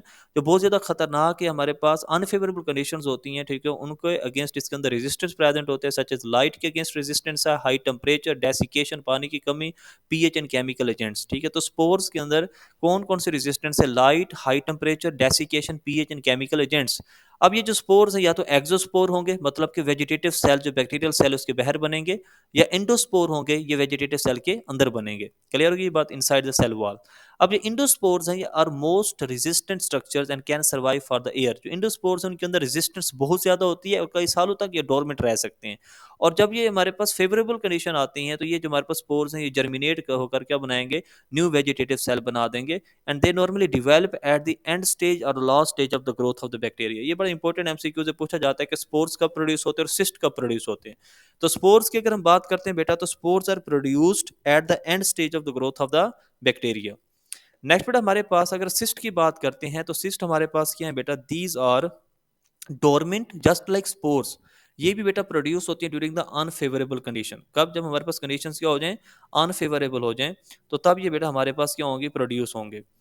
तो हमारे पास सिस्ट और dormant thick wall desiccation resistance form. ठीक है, डेसिकेशन रेजिस्टेंट का मतलब है कि वाटर के अगेंस्ट तो इसके अंदर रेजिस्टेंस है, but not heat resistant structure. लेकिन अगर आप इनको हीट देंगे तो ये इनके हीट के अगेंस्ट इनके अंदर रेजिस्टेंस प्रेजेंट नहीं होती। तो they are dormant thick wall desiccation resistant form है but not heat resistant structure. और ये डिवेलप होते हैं during the differentiation of vegetative cell. अब जो स्पोर्स थे वो प्रोड्यूस होते हैं at the end stage of growth. ठीक है। और जो सिस्ट है बेटा, ये कब प्रोड्यूस होते हैं, during the differentiation of vegetative cell. और ये जर्मिनेट कर सकते हैं अंडर द सूटेबल कंडीशन। जब हमारे पास अनफेवरेबल कंडीशंस पास आउट हो जाती हैं और फेवरेबल कंडीशंस आ जाती हैं तो फिर ये सिस्ट डेवलप हो जाते हैं इनटू द वेजिटेटिव सेल। तो ये आपने कुछ डिफरेंसेस याद रखने हैं। अब उनको डिफरेंस और उनके अंदर भी हम देख लेते हैं कि इनके अंदर मेजर डिफरेंसेस क्या क्या हैं जो हमारे एमसीक्यूज के पॉइंट ऑफ व्यू से इंपॉर्टेंट है। तो स्पोर्स बेटा हमारे पास मोस्ट अगर इनसाइड बनते हैं तो इसका नाम इंडोस्पोर है, और आउटसाइड बनते हैं तो एक्सोस्पोर। और जो सिस्ट है बेटा हमारे पास, मतलब स्पोर्स अंदर और बाहर दोनों बन सकते हैं, सिस्ट हमेशा बनेगी आउटसाइड पे। ठीक है। अब ये रेजिस्टेंस होते हैं टू द लाइट, टेम्परेचर, ठीक है, डेसिकेशन, पानी की कमी, pH and the chemical agents. और सिस्ट बेटा ये सिर्फ क्या है, डेसिकेशन रेजिस्टेंस है। ठीक है, हीट सेंसिटिव है, हीट को ये रेजिस्ट नहीं कर सकती। और ये स्पोर्स कब बनते हैं, develop at the end stage of bacterial growth. और सिस्ट कब बनती है, develop during the differentiation of vegetative cell या बैक्टीरियल सेल। ठीक है, ये हमारे पास मेजर डिफरेंसेस हैं। नेक्स्ट बेटा हमारे पास देखें, न्यूट्रिशन इन बैक्टीरिया हमारे पास टॉपिक है। अब इसके अंदर बेटा आपने याद रखना है, बैक्टीरिया हमारे पास दो तरह के हो सकते हैं। वो बैक्टीरिया जो अपनी खुराक खुद तैयार कर सकते हैं उन्हें ऑटोट्रॉफिक कहते हैं, और जो अपनी खुराक खुद तैयार नहीं कर सकते उन्हें क्या कहते हैं, हेटरोट्रॉफिक कहते हैं। अब जो ऑटोट्रॉफिक जो इन ऑर्गेनिक सब्सटेंसेस को ऑर्गेनिक में कन्वर्ट कर सकते हैं वो या तो फोटोसिंथेटिक होंगे या क्या होंगे बेटा, कीमोसिंथेटिक होंगे। और जो हेटरोट्रॉफिक हैं बेटा, ये या तो पैरासाइटिक होते हैं, ठीक है, या हमारे पास क्या होंगे, सेप्रोट्रॉफिक होंगे, या सेप्रोफाइट्स भी नहीं कहते हैं। तो ये बेटा हमारे पास एक classification of bacteria on the basis of their nutrition. तो अगर तो खुराक तैयार कर सकते हैं तो हमने कहा वो ऑटोट्रॉफिक हैं। ऑटोट्रॉफिक में दो कैटेगरीज हैं, या फोटोसिंथेटिक या कीमोसिंथेटिक। और जो अपनी खुराक खुद तैयार नहीं कर सकते वो हमारे पास क्या कहलाएंगे, हेटरोट्रॉफिक कहलाएंगे। ये या तो पैरासाइटिक होंगे या हमारे पास सेप्रोट्रॉफिक होंगे। नेक्स्ट बेटा हमारे पास देखें, ऑटोट्रॉफिक बैक्टीरिया है। इसको हम देखते हैं कि ये हमारे पास क्या होता है, autotrophic bacteria, sorry heterotrophic bacteria. अब हेटरोट्रॉफिक बैक्टीरिया वो होते हैं बेटा which can not synthesize their organic compounds from the simple inorganic substances. कि अगर बेटा हमारे पास फोटोसिंथेसिस नहीं करवा सकते, सिंपल इनऑर्गेनिक सब्सटेंसेस को कॉम्प्लेक्स ऑर्गेनिक कंपाउंड या शुगर में कन्वर्ट नहीं करवा सकते, तो वो हमारे पास बैक्टीरिया क्या कहलाएंगे, हेटरोट्रॉफिक बैक्टीरिया कहलाएंगे। अब ये हेटरोट्रॉफिक बैक्टीरिया हमने कहा था दो तरह के होंगे, या तो हमारे पास सेप्रोफाइटिक या सेप्रोट्रॉफिक बैक्टीरिया होंगे, या आपके पास क्या होंगे, पैरासिटिक। अब जो सेप्रोफाइटिक बैक्टीरिया हैं, ठीक है, ये अपनी खुराक कैसे लेते हैं, ये अपनी खुराक पर खुराक लेते हैं बेटा डेड ऑर्गेनिक मैटर से, जो कि सॉइल के अंदर प्रेजेंट है, जिसे आप क्या नाम देते हैं, ह्यूमस का। तो humus is the dead organic matter present in the soil. तो ये सेप्रोफाइटिक बैक्टीरिया से ह्यूमस को डिकम्पोज करवा के, एक्स्ट्रा सेलुलर डाइजेशन करवा के क्या करते हैं, वहां से सिंपल न्यूट्रिएंट्स को अपनी बॉडी के अंदर लेकर आते हैं। तो ह्यूमस बेसिकली है क्या, आपने याद रखना है, this is the material resulting from the partial decay of plants and animals. तो प्लांट्स और एनिमल्स की जब डेथ हो जाती है और उनकी पार्शियल डिकम्पोजिशन स्टार्ट होती है तो जमीन के अंदर क्या बनता है, ह्यूमस बनता है। तो सेप्रोट्रॉफिक जो बैक्टीरिया है बेटा, इनके पास एक्सटेंसिव एंजाइम सिस्टम होता है, ठीक है, जो ये अपनी बॉडी से एंजाइम को रिलीज करते हैं, वो ह्यूमस पर जाकर अटैक करते हैं और ह्यूमस की ब्रेक डाउन करवा देते हैं, ठीक है, उन कॉम्प्लेक्स सब्सटेंसेस की इनटू द सिंपल कंपाउंड्स। ठीक, और इन सिंपल कंपाउंड्स को फिर बैक्टीरिया क्या कर लेते हैं, ऑब्जॉर्ब कर लेते हैं। ठीक है। अब सेप्रो जो फाइटिक बैक्टीरिया हैं, ठीक है, इनमें हमारे पास एग्जांपल कौन सी है, ये आपके पास सूडोमोनास हैं और आपके पास एजोटोबैक्टर हैं। तो सूडोमोनास और एजोटोबैक्टर हेटरोट्रॉफिक बैक्टीरिया हैं, और हेटरोट्रॉफिक में भी कौन से बेटा, सेप्रोफाइटिक बैक्टीरिया। अब नेक्स्ट बेटा आपके पास है पैरासिटिक बैक्टीरिया। पैरासिटिक बैक्टीरिया वो होते हैं बेटा जो बेसिकली अपने होस्ट पर डिपेंड होते हैं, ठीक है, होस्ट के अंदर जाते हैं, डिजीज भी काज करते हैं, शेल्टर भी लेते हैं और न्यूट्रिशन भी लेते हैं। तो those bacteria which are fully depended upon their host for the nutrition are known as parasitic bacteria. तो वो हेटरोट्रॉफिक बैक्टीरिया जो मुकम्मल तौर पर अपने होस्ट पर डिपेंड कर रहे हो न्यूट्रिशन के लिए, उन्हें आप क्या नाम देंगे बेटा? पैरासिटिक बैक्टीरिया का नाम देंगे। अब देखिए ये हमारे पास पैथोजेनिक बैक्टीरिया भी कहलाते हैं। क्यों? क्योंकि ये क्या करते हैं? अपने होस्ट के अंदर जाकर डिजीज काज करते हैं। एग्जांपल्स कौन से हैं बेटा? मैकोबैक्टीरियम ट्यूबरकुलोसिस है जो टीबी काज करते हैं, और स्ट्रिप्टोकोकस नमूनाई है। ठीक है, तो हमारे पास मैकोबैक्टीरियम ट्यूबरकुलोसिस और Streptococcus pneumoniae are example of parasitic bacteria. Next बेटा हमारे पास ऑटोट्रोफिक बैक्टीरिया है। ऑटोट्रोफिक बैक्टीरिया का मतलब वो बैक्टीरिया जो अपनी खुराक खुद तैयार कर सकते हैं, ठीक है, which can synthesize organic compound, ठीक है, फ्रॉम सिंपल इनऑर्गेनिक सब्सटेंसेस। ठीक है, इन्हें आप क्या नाम देंगे? ऑटोट्रोफिक का। तो या तो फोटोसिंथेटिक होंगे या क्या होंगे? पैरासिटिक। अब फोटोसिंथेटिक जो बैक्टीरिया हैं वो हैं जो फोटोसिंथेसिस करवा रहे हैं, ठीक है, लाइट को ऑब्जर्व करके क्या कर रहे हैं? उसे केमिकल एनर्जी में कन्वर्ट कर रहे हैं। अब देखें इनके अंदर फोटोसिंथेटिक बैक्टीरिया के अंदर क्लोरोफिल होता है, ठीक है, जो कि ग्रीन प्लांट्स के क्लोरोफिल से थोड़ा क्या होगा? डिफरेंट होगा। ठीक है, आमतौर पर बैक्टीरियल क्लोरोफिल ई और एफ होते हैं, इनके अंदर क्लोरोफिल ए एब्सेंट होता है। ठीक है, तो ई और एफ को बैक्टीरियल क्लोरोफिल का नाम देते हैं, हमने बायोएनर्जेटिक्स में पढ़ा है। तो हमारे पास बैक्टीरिया में जो क्लोरोफिल फोटोसिंथेसिस करवा रहे हैं, they are different from the chlorophyll of green plants. और ये हमारे पास बजाय किसी थैलाकोइड मेम्ब्रेन पर ये डिस्पर्स होते हैं किसके अंदर? साइटोप्लाज्म में। ठीक है, and this and different from the present in the cells of the green plant. तो ग्रीन प्लांट में जो क्लोरोफिल है आपको थैलाकोइड मेम्ब्रेन पर नजर आते हैं, क्लोरोप्लास्ट के अंदर, ठीक है, ग्रेनम में। और यहाँ पर आपको ये डिस्पर्स मिलेंगे, ठीक है, किसके अंदर? साइटोप्लाज्म में। अब ये फोटोसिंथेटिक बैक्टीरिया जो है मोस्टली यूज किसको करते हैं? हाइड्रोजन के सोर्स के लिए यूज करते हैं हाइड्रोजन सल्फाइड को। अब जो फोटोसिंथेटिक प्लांट्स है मोस्टली वो यूज करते हैं वाटर को। ठीक है, तो इंस्टेड ऑफ वाटर ये यूज किसको करेंगे? हाइड्रोजन सल्फाइड को। That is why they release sulphur instead of oxygen. तो जब ये हाइड्रोजन सल्फाइड यूज करेंगे तो ये as a by product oxygen नहीं बनाएंगे, क्या बनाएंगे? सल्फर। देखिए ये आपके पास कार्बन डाइऑक्साइड है, रिएक्ट कर रही है हाइड्रोजन सल्फाइड के साथ। तो कार्बन डाइऑक्साइड की रिडक्शन होगी तो क्या बनेगा? कार्बोहाइड्रेट शुगर बन जाएगी, वाटर बनेगा। ठीक है, और अब ऑक्सीजन की बजाय आपको यहाँ क्या मिलेगी? सल्फर मिलेगी। क्लियर होगी बेटे ये बात? तो कार्बन डाइऑक्साइड को रिड्यूस करने के लिए अब यहाँ जो हाइड्रोजन का सोर्स है वो हाइड्रोजन सल्फाइड है, वाटर नहीं है। एग्जांपल ऑफ फोटोसिंथेटिक बैक्टीरिया कौन कौन सी है? ये एमसीक्यूज में आएंगे। ग्रीन सल्फर बैक्टीरिया है, पर्पल सल्फर बैक्टीरिया है, पर्पल नॉन सल्फर बैक्टीरिया है। तो these are the examples of photosynthetic bacteria.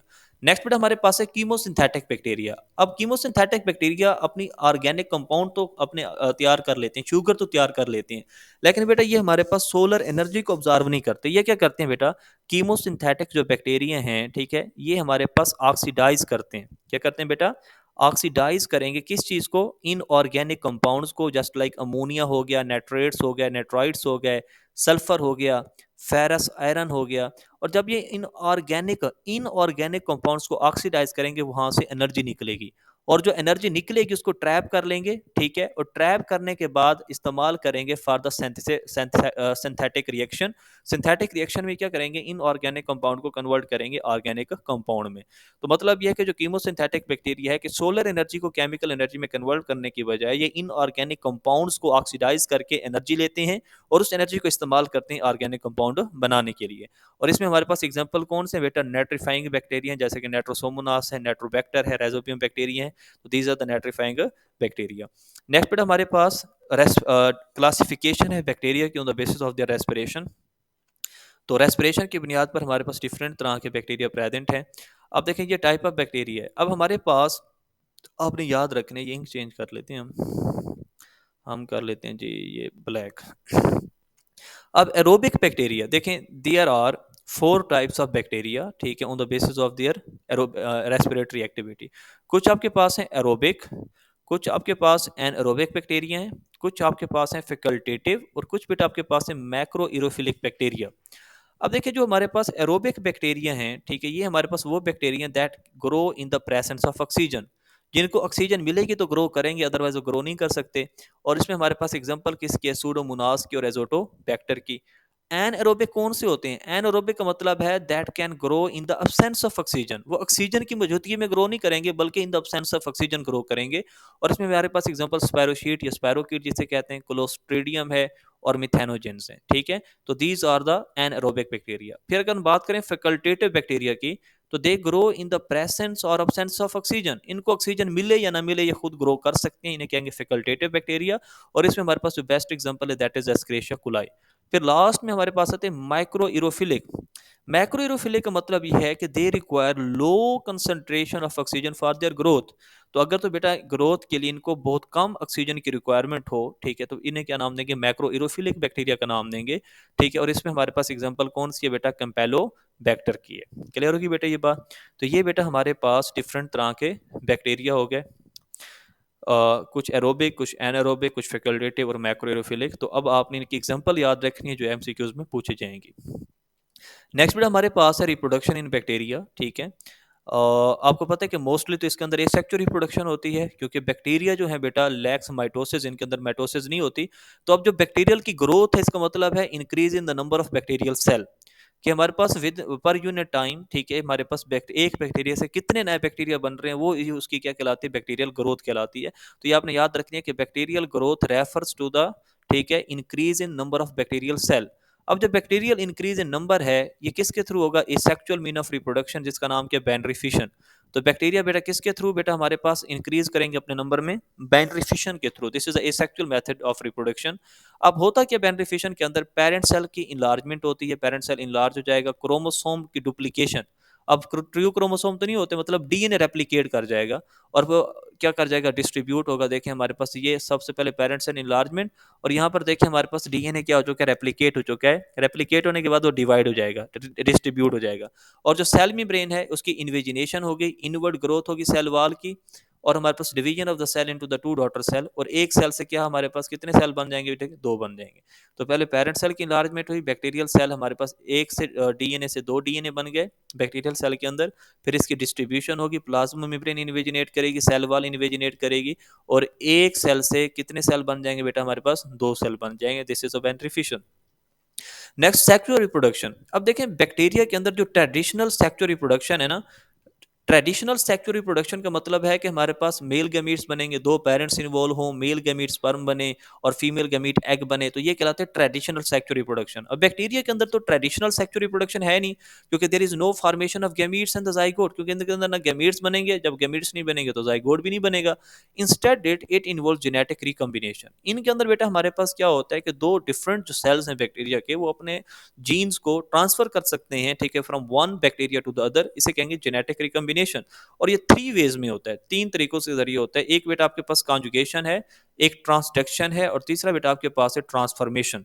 तो कॉन्जुगेशन, ट्रांसडक्शन और ट्रांसफॉर्मेशन, ये डिफरेंट तीन मेथड्स हैं जिनके थ्रू हमारे पास बैक्टीरिया के अंदर क्या होती है, जेनेटिक रिकॉम्बिनेशन होती है। ठीक है, यूं कह सकते हैं कि these are the modified sexual reproduction, ठीक है, रिप्रोडक्टिव मेथड्स हैं, ठीक है, जिसके जरिए हमारे पास जीन्स या डीएनए को क्या किया जाता है, एक्सचेंज किया जाता है from one cell to the other. अब देखिए कॉन्जुगेशन है क्या। अब हमने कॉन्जुगेशन को पढ़ने बेटा कि कुछ बैक्टीरिया ट्रांसफर करती हैं जेनेटिक मटेरियल को from donor bacterium to the recipient bacteria during a process that is known as conjugation. एक बैक्टीरिया से दूसरे बैक्टीरिया के अंदर जो हमारे पास जेनेटिक मटेरियल का ट्रांसफर होना है, this is known as conjugation. और कॉन्जुगेशन के दौरान होता क्या है, बैक्टीरिया यूज करते हैं स्पेशलाइज्ड सेक्स पिलाई को to transfer the genetic material. हमने ये बात पढ़ी है कि हमारे पास sex pili are involve in the conjugation. और बैक्टीरियल जो प्लाज्मिड्स हैं are exchange during the conjugation. तो इनका अपना न्यूक्लियर जो डीएनए वो एक्सचेंज नहीं होता, बल्कि हमारे पास जो बैक्टीरियल प्लाज्मिड्स हैं ये एक्सचेंज हो जाते हैं ड्यूरिंग द कॉन्जुगेशन। अब सपोज करें कि एक बैक्टीरिया के प्लाज्मिड के अंदर वो जीन है that have resistance against some antibiotic, ठीक है।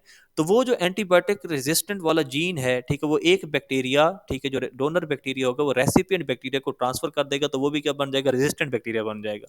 अब जो कॉन्जुगेशन है, ठीक है, ये प्रोड्यूस करते हैं न्यू जेनेटिक कॉम्बिनेशंस को। जब एक दफा जीन ऐड हो गया किसी सेल के जो मतलब जेनेटिक मटेरियल के अंदर, तो नया जेनेटिक रिकॉम्बिनेशन बन गया।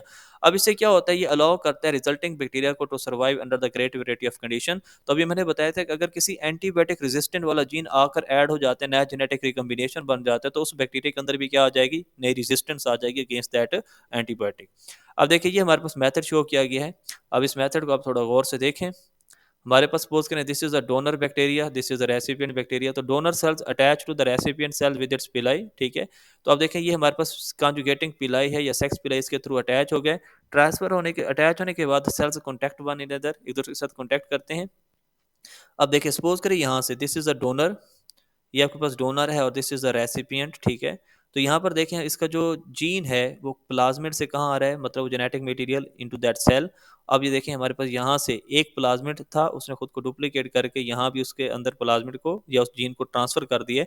तो रेसिपिएंट जो है synthesize a complementary strand to become, ठीक है, वो मतलब कि जो हमारे पास वो सेल था जिसके अंदर एफ प्लाज्मिड था, तो इसके अंदर भी क्या आ चुका है, एफ प्लाज्मिड आ चुका है। ठीक है, तो ये हमारे पास ये जो प्रोसेस है जिसके जरिए हमारे पास जो प्लाज्मिड का जो जेनेटिक मटेरियल है वो एक सेल से दूसरे सेल में जा रहा है, इसे आप क्या नाम देते हैं, काजुकेशन। और किसके थ्रू हो रहा है, सेक्स पिलाई के थ्रू हो रहा है। अब देखिए नेक्स्ट हमारे पास फेजेस ऑफ ग्रोथ हैं। ठीक है, 4 फेजेस होती हैं, उन्हें हम डिस्कस करते हैं कि कौन कौन सी हैं। एक बेटा हमारे पास बैक्टीरियल जो ग्रोथ है, हम बार बार पढ़ चुके हैं कि bacterial growth refers commonly to the increase in the number of the bacterial cell. 4 distinct phases recognise हुई हैं in the bacterial growth curve. एक आपके पास है लैग फेज। लैग फेज का मतलब है it is the phase of no growth. Bacterial cell की तादाद सेम रहती है, कोई ग्रोथ नहीं होती।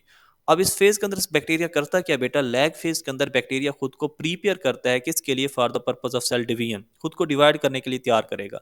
फिर आपके पास लॉग फेज आएगी, it is a phase of rapid growth. Bacteria exponential rate पर ग्रो करेगा, उसकी तादाद इंक्रीज होगी।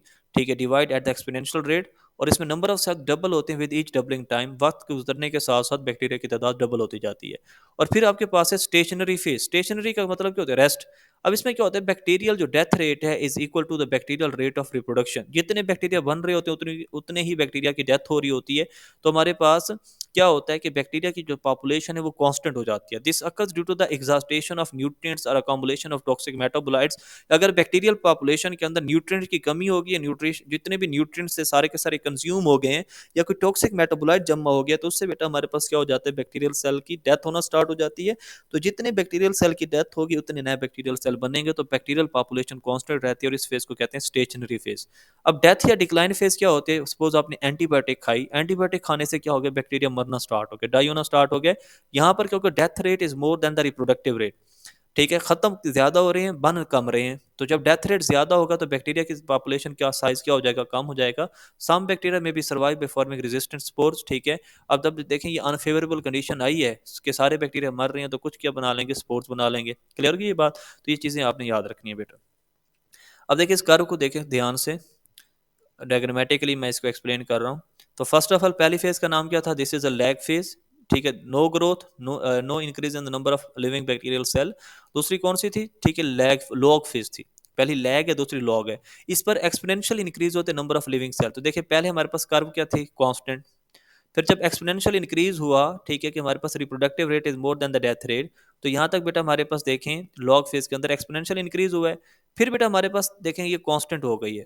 ठीक है, ये कांस्टेंट होने का मतलब कि यहाँ पर डेथ रेट और रिप्रोडक्टिव रेट क्या इक्वल है। इसे आप स्टेशनरी फेज का नाम देंगे। फिर डिक्लाइन हो गया है, डेथ और डिक्लाइन फेज आ गई। यहाँ पर डेथ रेट ज्यादा है, रिप्रोडक्टिव रेट क्या है, कम है। तो ये 4 फेजेस हैं, ठीक है, बैक्टीरियल ग्रोथ कर्व के आपने याद रखने हैं। नेक्स्ट बेटा हमारे पास importance and control of bacteria. अब देखिए इंपॉर्टेंस का तो पता है, ठीक है, कि कुछ बैक्टीरिया आपके लिए यूजफुल हैं, कुछ आपको नुकसान पहुंचा रहे हैं। अब इकोलॉजिकली हमारे पास इंपॉर्टेंस क्या है, इन्वायरमेंट के हवाले से, इकोसिस्टम के हवाले से, तो बैक्टीरिया इकोलॉजिकली बहुत ज़्यादा इंपॉर्टेंट है जी। They are highly adaptable as a group and are form nearly everywhere. हर जगह आपको बैक्टीरिया नजर आते हैं बिकॉज बहुत ज़्यादा ये अडॉप्टेबल हैं। They are able to decompose organic matter. ठीक है, ये ऑर्गेनिक मैटर को डिकम्पोज कर सकते हैं and play a significant role in the completion of cycles of nitrogen, phosphorus, sulphur and carbon. तो जितने भी बेटा ऑर्गेनिक कंपाउंड्स के अंदर ये जो हमारे पास एलिमेंट या एटम्स क्या हैं बेटा, लॉक्ड हैं। तो ये बेसिकली उन ऑर्गेनिक कंपाउंड्स को डिकम्पोज करके इन्हें फ्री कौन करवाता है, ठीक है, ये हमारे पास बैक्टीरिया करवाता है। तो बहुत सारे साइकिल्स ऐसे हैं जो बैक्टीरिया करवा रहे हैं, just like nitrogen cycle, carbon cycle, sulphur. ठीक है, ये सारे वो साइकिल हैं बेटा जो किस वजह से चल रहे हैं, बैक्टीरिया की वजह से।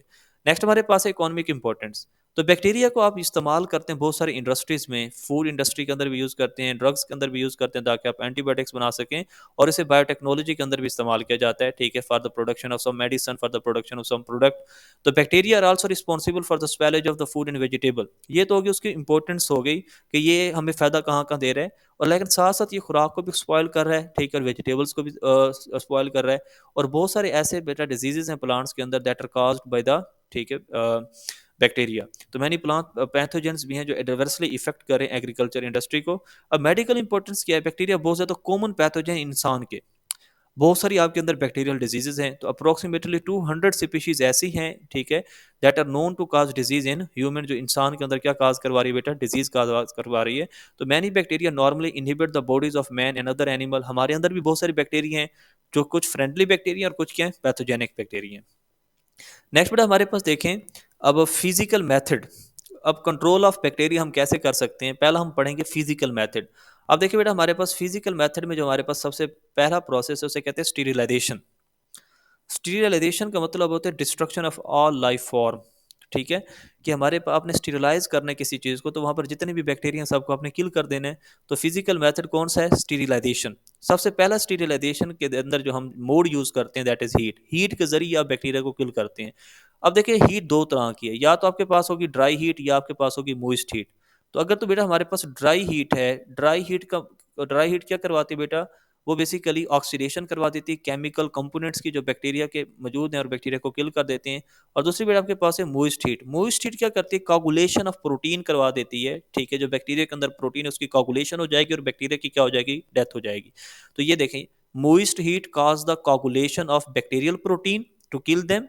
और जो ड्राई हीट है बेटा हमारे पास, ड्राई हीट क्या करवाएगी, oxidation of chemical constituents of bacteria to kill them.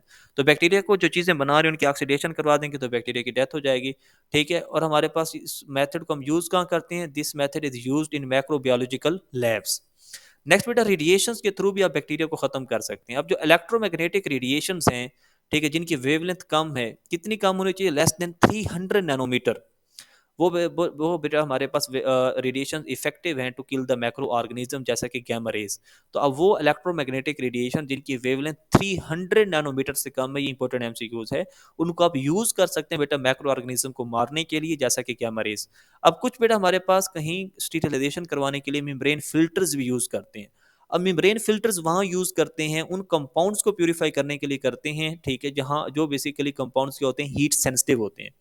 अब उनको आप हीट देंगे तो वो तो डिकम्पोज हो जाएंगे, तो इसलिए बेटा आप उनको स्टीरिलाइज करते हैं, वहाँ से बैक्टीरिया को ख़त्म करते हैं हीट सेंसिटिव कंपाउंड में से, ठीक है, किसके थ्रू, मेम्ब्रेन फिल्टर के थ्रू। जैसा कि हमारे पास अगर आपने हार्मोन्स को करना हो, ठीक है, प्यूरिफाई, या हमारे पास सिराज हो गए, इंजाइम्स हो गए, ठीक है, तो ये हीट सेंसिटिव होती हैं, तो ये ऐसे कंपाउंड्स को प्यूरिफाई या स्टीरिलाइज करने के लिए आप मेम्ब्रेन फिल्टर्स का यूज़ करते हैं। फिर पास्चुराइजेशन है, पास्चुराइजेशन के जरिए मिल्क और मिल्क प्रोडक्ट्स को आप क्या कर सकते हैं, स्टीरिलाइज कर सकते हैं।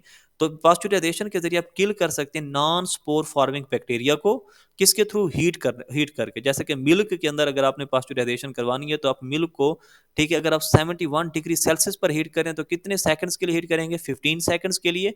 और अगर आप 62 डिग्री सेल्सियस पर हीट कर रहे हैं तो आप स्टीरिलाइजेशन करवाएंगे कब तक, 30 मिनट्स तक, ठीक है। तो this process is known as pasteurisation. तो इसके आपने टेम्परेचर याद रखने हैं। तो अगर आप 15 सेकंड तक हीट करना चाहते हैं तो टेम्परेचर प्रोवाइड करेंगे 71 डिग्री सेल्सियस। और अगर आप 30 मिनट के लिए आप उसको स्टीरिलाइज करना चाहते हैं, ठीक है, तो फिर आप कितनी हीट देंगे, कितने टेम्परेचर तक, 62 डिग्री सेल्सियस तक। नेक्स्ट बेटा प्रिजर्वेटिव्स। अब प्रिजर्वेटिव्स क्या होते हैं, जैसे कि आप एसिड ऐड कर देते हैं, जब एसिड ऐड करते हैं तो उसकी पीएच क्या हो जाती है, कम हो जाती है, बैक्टीरिया वहाँ ग्रो नहीं कर सकते।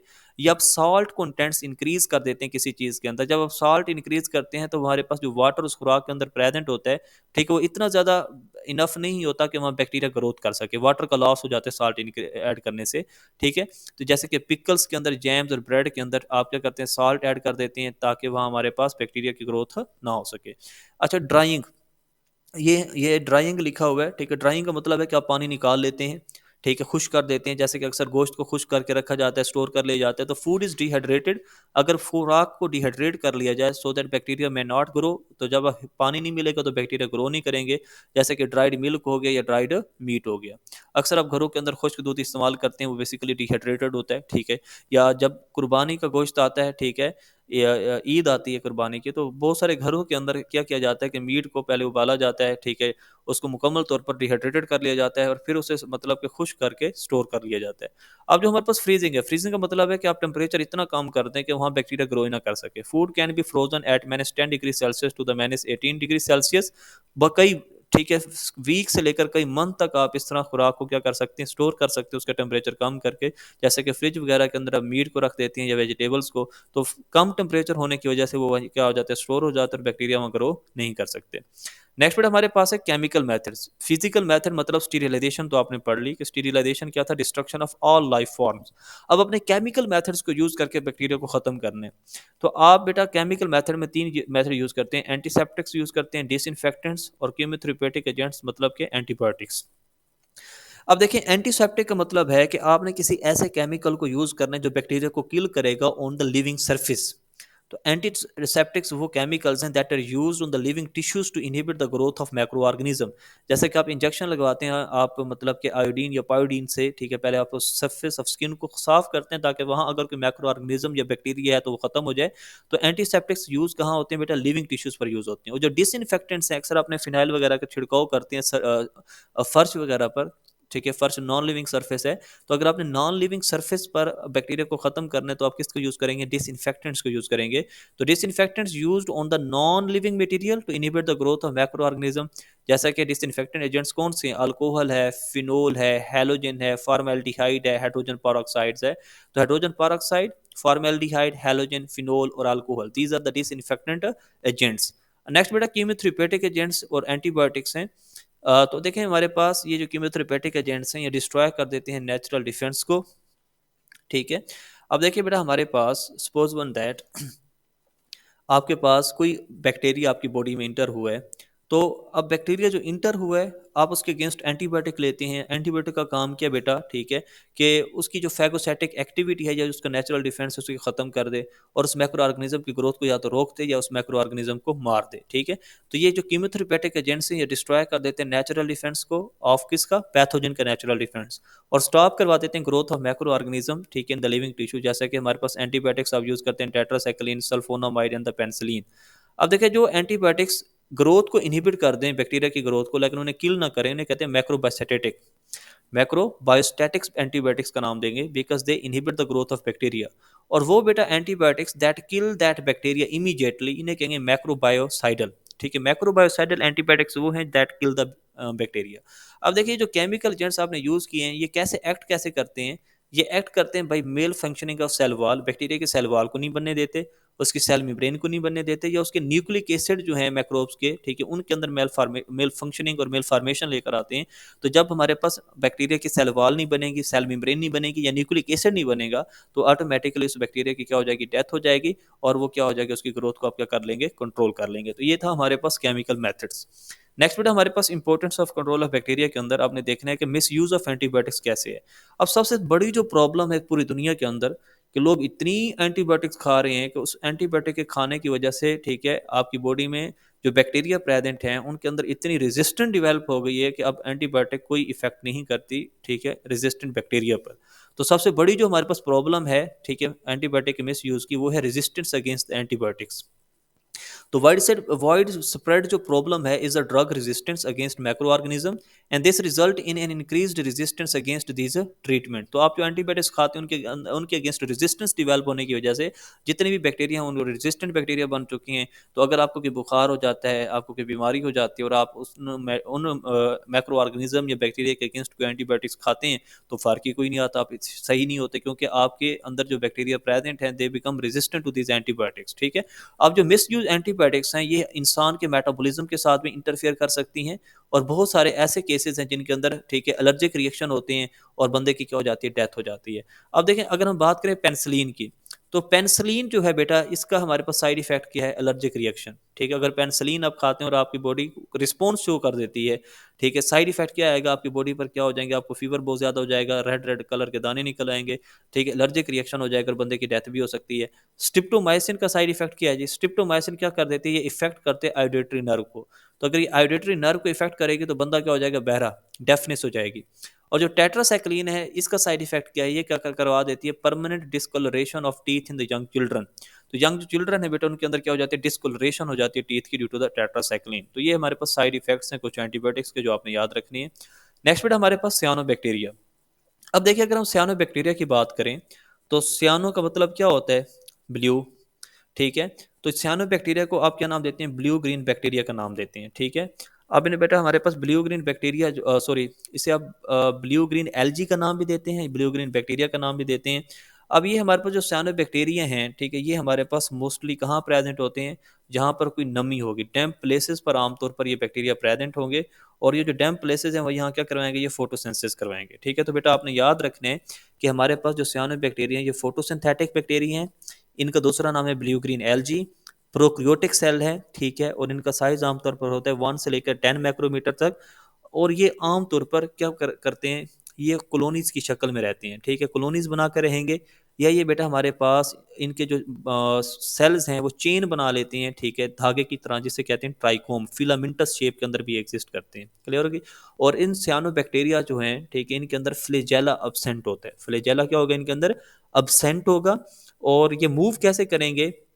ये मूव करेंगे with the help of gas vesicles for the locomotion. तो इनके सेल को अगर आप देखेंगे तो इनके सेल के अंदर कुछ मेम्ब्रेनस स्ट्रक्चर्स नजर आएंगे जिनके अंदर गैस होती है, तो गैस वेसिकल्स की मदद से मूव करते हैं, ठीक है। ग्लाइडिंग मोटेलिटी, ठीक है, ग्लाइड करते हैं सरफेस पर, क्योंकि डैम्प सॉइल पर होते हैं तो ग्लाइडिंग आसानी के साथ हो जाती है। लेकिन इनके अंदर फ्लैजेला नहीं होता, ये आपने याद रखनी है। क्लियर होगी ये बात? और दूसरी बात आपने ये याद रखनी है कि साइनोबैक्टीरिया की सेल वॉल में क्या चीज़ होगी? वही होगी पेप्टाइडोग्लाइकेन होगी, लिपोपोलिसैकेराइड्स होंगे और लिपोप्रोटीन होगी। साइनोबैक्टीरिया की सेल वॉल वैसी ही है जैसे कि किसकी है बेटा? ग्राम नेगेटिव बैक्टीरिया की है। ये बड़ा इंपॉर्टेंट एमसीक्यूज है। क्लियर होगी ये बात? और दूसरा ये हमारे पास फोटोसिंथेटिक, इनके अंदर पिगमेंट्स होते हैं। क्लोरोफिल ए होता है, फोटोसिस्टम 2 होता है। अब कुछ फैकोबिलियंस, ठीक है, ये एक्सेसरी फोटोसिंथेटिक पिगमेंट्स हैं फैकोबिलियंस, जिसमें हमारे पास फैकोसाइनिन आ जाते हैं और फैको एरिथ्रिन आ जाते हैं। फैको एरिथ्रिन, एरिथ्रिन का मतलब रेड और फैकोसाइनिन का मतलब ब्लू। क्लियर होगी मेरी बात? और ये जो फोटोसिंथेटिक पिगमेंट्स हैं ये अरेंज होकर एक क्लस्टर बना देते हैं, ठीक है, जो लाइट को कैप्चर करता है। उस कॉम्प्लेक्स क्लस्टर को आप नाम देते हैं फैकोबिलिसोम्स का। ठीक है, ये कुछ इन्फॉर्मेशन है जो मैं आपको प्रोवाइड कर रहा हूँ। वैसे जस्ट हमने पढ़ना इसकी इंपॉर्टेंस ऑफ बैक्टीरिया है, ठीक है। तो ये बेटा हमारे पास फैकोबिलिसोम्स बना देती हैं, ठीक है, जस्ट लाइक थैलाकाइड मेम्ब्रेन। इनके पास मेम्ब्रेन्स होती हैं जिस पर बहुत सारे फोटोसिंथेटिक पिगमेंट्स अरेंज होकर एक क्लस्टर बना लेंगे जिसे आप फैकोबिलिसोम का नाम देंगे। और इसके अंदर फैकोसाइनिन मैंने पहले बताया बताया कि ब्लू कलर का एक पिगमेंट होता है, ठीक है। और ये वैसी फोटोसिंथेसिस करवाते हैं जैसे कि ग्रीन प्लांट्स करवाते हैं, ठीक है। तो जब ये ग्रीन प्लांट्स वाली फोटोसिंथेसिस करवा रहे हैं तो इसका मतलब ये ऑक्सीजन को भी क्या करवाएंगे? रिलीज करवाएंगे। और इसके अंदर जो खुराक स्टोर होती है बेटा सियानोबैक्टीरिया के अंदर, वो कौन सी होती है? ग्लाइकोजन स्टोर होती है, ठीक है। ये आपने याद रखने। और दूसरी बेटा आपने याद रखने, देखें, ये मैंने आपको बताया था कि या तो ये कॉलोनीज की शक्ल में रहेंगे, या हमारे पास ये इस तरह से इनके सेल्स आपस में अरेंज होकर एक चेन बना लेंगे। और इसको सराउंड कौन करेगी? एक हमारे पास शीट होती है, ठीक है, म्यूसिलिजिनस शीट उसे कहते हैं हमारे पास। स्लाइम लाइक करेक्टरिस्टिक आ जाती है, ठीक है। और इसी वजह से हमारे पास आमतौर पर सियानोबैक्टीरिया को मैक्सोफाइटा का नाम भी दिया जाता है, ठीक है। तो इसके गिर्द देखें, ये हमारे पास एक स्टिकी, मतलब हमारे पास एक शीट है। इस शीट ने उन तमाम चेन ऑफ सेल्स को इनक्लोज किया हुआ है, म्यूसिलिजिनस इसे शीट कहते हैं।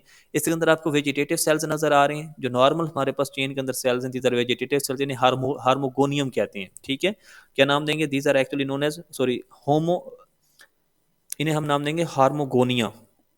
तो hormogonia are the chain of the cells, ठीक है। अब इन्हीं हार्मोगोनियम के दरमियान आपको कुछ सेल्स मॉडिफाई नजर आ रहे हैं जिन्हें एकिनीट कहते हैं, ठीक है। और ये थिक वॉल्ड स्ट्रक्चर सेल्स हैं दैट आर नोन एज एकिनीट। और यहाँ पर आपको हेट्रोसिस्ट नजर आ रही है। अगर कोई नॉर्मल सेल बेटा हमारे पास क्या हो जाता है? इन लार्ज हो जाता है, तो उसे आप क्या नाम देते हैं? हेट्रोसिस्ट का नाम देते हैं। और हेट्रोसिस्ट क्या करवाता है? नाइट्रोजन फिक्सेशन करवाता है। क्लियर है? अगर यहाँ से ये टूट जाए, एकिनाइट, एकिनाइट से इधर एक टूट कर एक फिलामेंट बन जाए, यहाँ से टूट कर दूसरा फिलामेंट बन जाए, तो जब फिलामेंट यहाँ से टूटती हैं तो ये फिर एक नया सियानोबैक्टीरिया बना लेते हैं। क्लियर होगी ये बात? नेक्स्ट बेटा हमारे पास देखें, हम इसको देखते हैं कि सियानोबैक्टीरिया मोस्ट प्रोमिनेंट फोटोसिंथेटिक बैक्टीरिया हैं जो कि डैम्प प्लेसेस पर होते हैं। Majority of them free living है, ठीक है, किसी चीज़ पर डिपेंड नहीं करते, खुद फोटोसिंथेसिस करवा रहे हैं। और में से कुछ ऐसे हैं जो कि एपिफाइटिक या सिम्बियोटिक फॉर्म्स, ठीक है।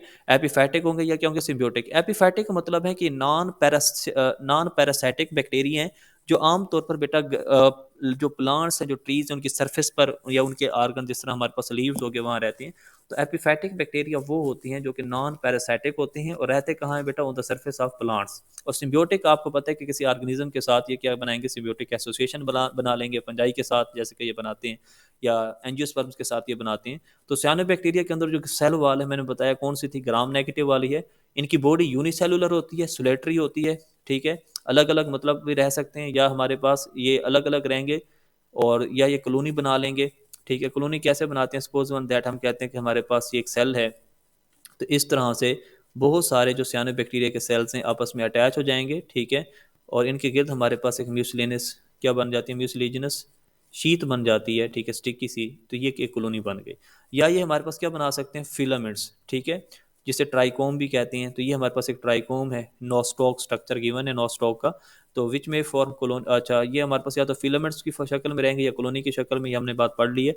फिलामेंटस जो फॉर्म होती है, cells are arrange in the linear row, linear हमारे पास चेन बन जाती है, जिसे आप ट्राइकोम का नाम देते हैं, which is embedded in the mucilage sheath, ठीक है। और इसके गिर्द होती क्या, देखें ये हमारे पास सेल्स हैं, तो इसके गिर्द क्या बन गई है, एक म्यूसिलेजनस शीथ बन गई है, जिनको होल्ड करके रख रही है। This is a mucilaginous sheath. Example क्या साइनोबैक्टीरिया की, जैसे कि एनाबीना है और क्या बेटा, नोस्टोक है। क्लियर होगी ये बात। और इसके अंदर देखिए आपको वेजिटेटिव सेल्स नजर आ रही हैं, एकिनीट नजर आ रहे हैं, हेट्रोसिस्ट नजर आ रहे हैं। एकिनीट से जब कोई चीज टूटती है, अब जो नॉर्मल वेजिटेटिव सेल्स हैं ये वाले, ये देखिए ये जो नॉर्मल वेजिटेटिव सेल्स हैं, इन्हें हार्मोगोनिया कहेंगे, ठीक है। जब एक हार्मोगोनिया अलग होता है तो वो एक अलग साइनोबैक्टीरिया के अंदर कन्वर्ट हो जाता है, डिवाइड हो जाता है, ग्रो कर जाता है। और जो हमारे पास akinete and these are thick walled, ठीक है, resistant structure that are present in the chain of this trichome, ठीक है। और ये जो आपको हमारे पास इन लार्ज एक नॉर्मल सेल आपको नजर आ रहा है, this is known as heterocyst, और ये नाइट्रोजन फिक्सेशन करवाता है। अब इंपॉर्टेंस क्या साइनोबैक्टीरिया की, ये एक तो हेल्प करते हैं बेटा किसके अंदर, in the reclamation of alkaline soil, ठीक है। ये इसकी पहली इंपॉर्टेंस है कि they help in the reclamation of alkaline soil. और साइनोबैक्टीरिया के अंदर अभी हमने पढ़ा था हेट्रोसिस्ट होते हैं। हेट्रोसिस्ट हमारे पास हेल्पफुल होते हैं in the fixation of atmospheric nitrogen, nitrogen fixation करवाते हैं। अब ये फोटोसिंथेसिस करवाते हैं तो ऑक्सीजन रिलीज करवाएंगे इन्वायरमेंट में due to their photosynthetic activity. और एक एग्जांपल है बेटा हमारे पास ओसिलाटोरिया, ओसिलाटोरिया इसलिए कहते हैं कि उनके अंदर वाइब्रेशन होती है। और कुछ अदर साइनोबैक्टीरिया की टाइप्स हैं जो कि एक्ट करते हैं एज अ पोल्यूशन इंडिकेटर। अब इनमें सिम्बियोटिक रिलेशनशिप होता है किसके साथ, प्रोटोजोन्स के साथ सिम्बियोटिक एसोसिएशन बना सकते हैं फंजाई के साथ। और जो नाइट्रोजन फिक्सिंग स्पीशीज हैं, ये सिम्बियोटिक एसोसिएशन बनाते हैं किसके साथ, एंजियोस्पर्म्स के साथ, उनको नाइट्रोजन फिक्स करके देती हैं। अब देखें they are photosynthetic partner in most of the lichen association, lichen association भी होता है जिसमें ये हमारे पास क्या करते हैं, फंजाई के साथ एसोसिएशन बनाते हैं साइनोबैक्टीरिया, ठीक है, उनके फोटोसिंथेटिक पार्टनर होते हैं।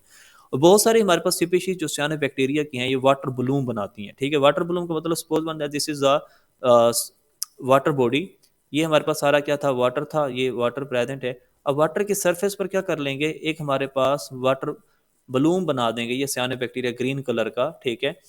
और ये क्या करेगा, जब ये वाटर बलून बन जाएगा तो जो लाइट आएगी वो इसको पेनिट्रेट नहीं कर सकती। जब लाइट पेनिट्रेट नहीं करेगी, लाइट नीचे नहीं आएगी, तो नीचे जितने भी बेटा हमारे पास ऑटोट्रॉफिक ऑर्गेनिज्म हैं, ठीक है, वो फोटोसिंथेसिस नहीं करवा सकेंगे, ऑक्सीजन रिलीज नहीं होगी, तो नीचे जितने भी ऑर्गेनिज्म रहते हैं उनकी क्या हो जाएगी, डेथ। इस प्रोसेस को कहते हैं यूट्रोफिकेशन। तो वाटर ब्लूम बनने की वजह से यूट्रोफिकेशन हुई, ठीक है, डिकम्पोजिशन हुई। तो इससे क्या होगा, इसकी वजह से अनप्लेजेंट स्मेल प्रोड्यूस होगी due to the large amount of suspended organic matter, और water become unfit for the consumption, ठीक है। और सम स्पीशीज ऐसी हैं बेटा जो टॉक्सिन्स प्रोड्यूस करती हैं, जो हमारे पास मवेशी जो पानी पिएंगे वहां से, ठीक है, क्योंकि वहां टॉक्सिन होगा, तो लाइफ स्टॉक को किल कर सकते हैं जो हमारे पास जानवर हैं। और दूसरे एनिमल्स जो वहां से वाटर को पिएंगे, ठीक है, उन टॉक्सिन्स की वजह से उनके अंदर डिफरेंट डिजीजेज हो सकती है और उनकी मौत हो सकती है। तो ये तो बेटा हमारे पास इंपॉर्टेंस है सियानम बैक्टीरिया की। तो आपका जो यूनिट है बेटा हमारे पास प्रोक्रिएटिव हमने हर तरह से कंप्लीट कर लिया। फिर भी अगर आपका कोई क्वेश्चन हो, ठीक है, वैसे तो मैंने कोशिश की है कि तमाम पॉइंट्स आपके क्लियर करूँ, लेकिन फिर भी अगर कोई क्वेश्चन आपका रह जाता है तो आप कमेंट सेक्शन के अंदर मुझसे पूछ सकते हैं। इंशाल्लाह आई विल आंसर इट। इंशाल्लाह हाजिर होंगे नेक्स्ट लेक्चर में, तब तक अल्लाह हाफिज़।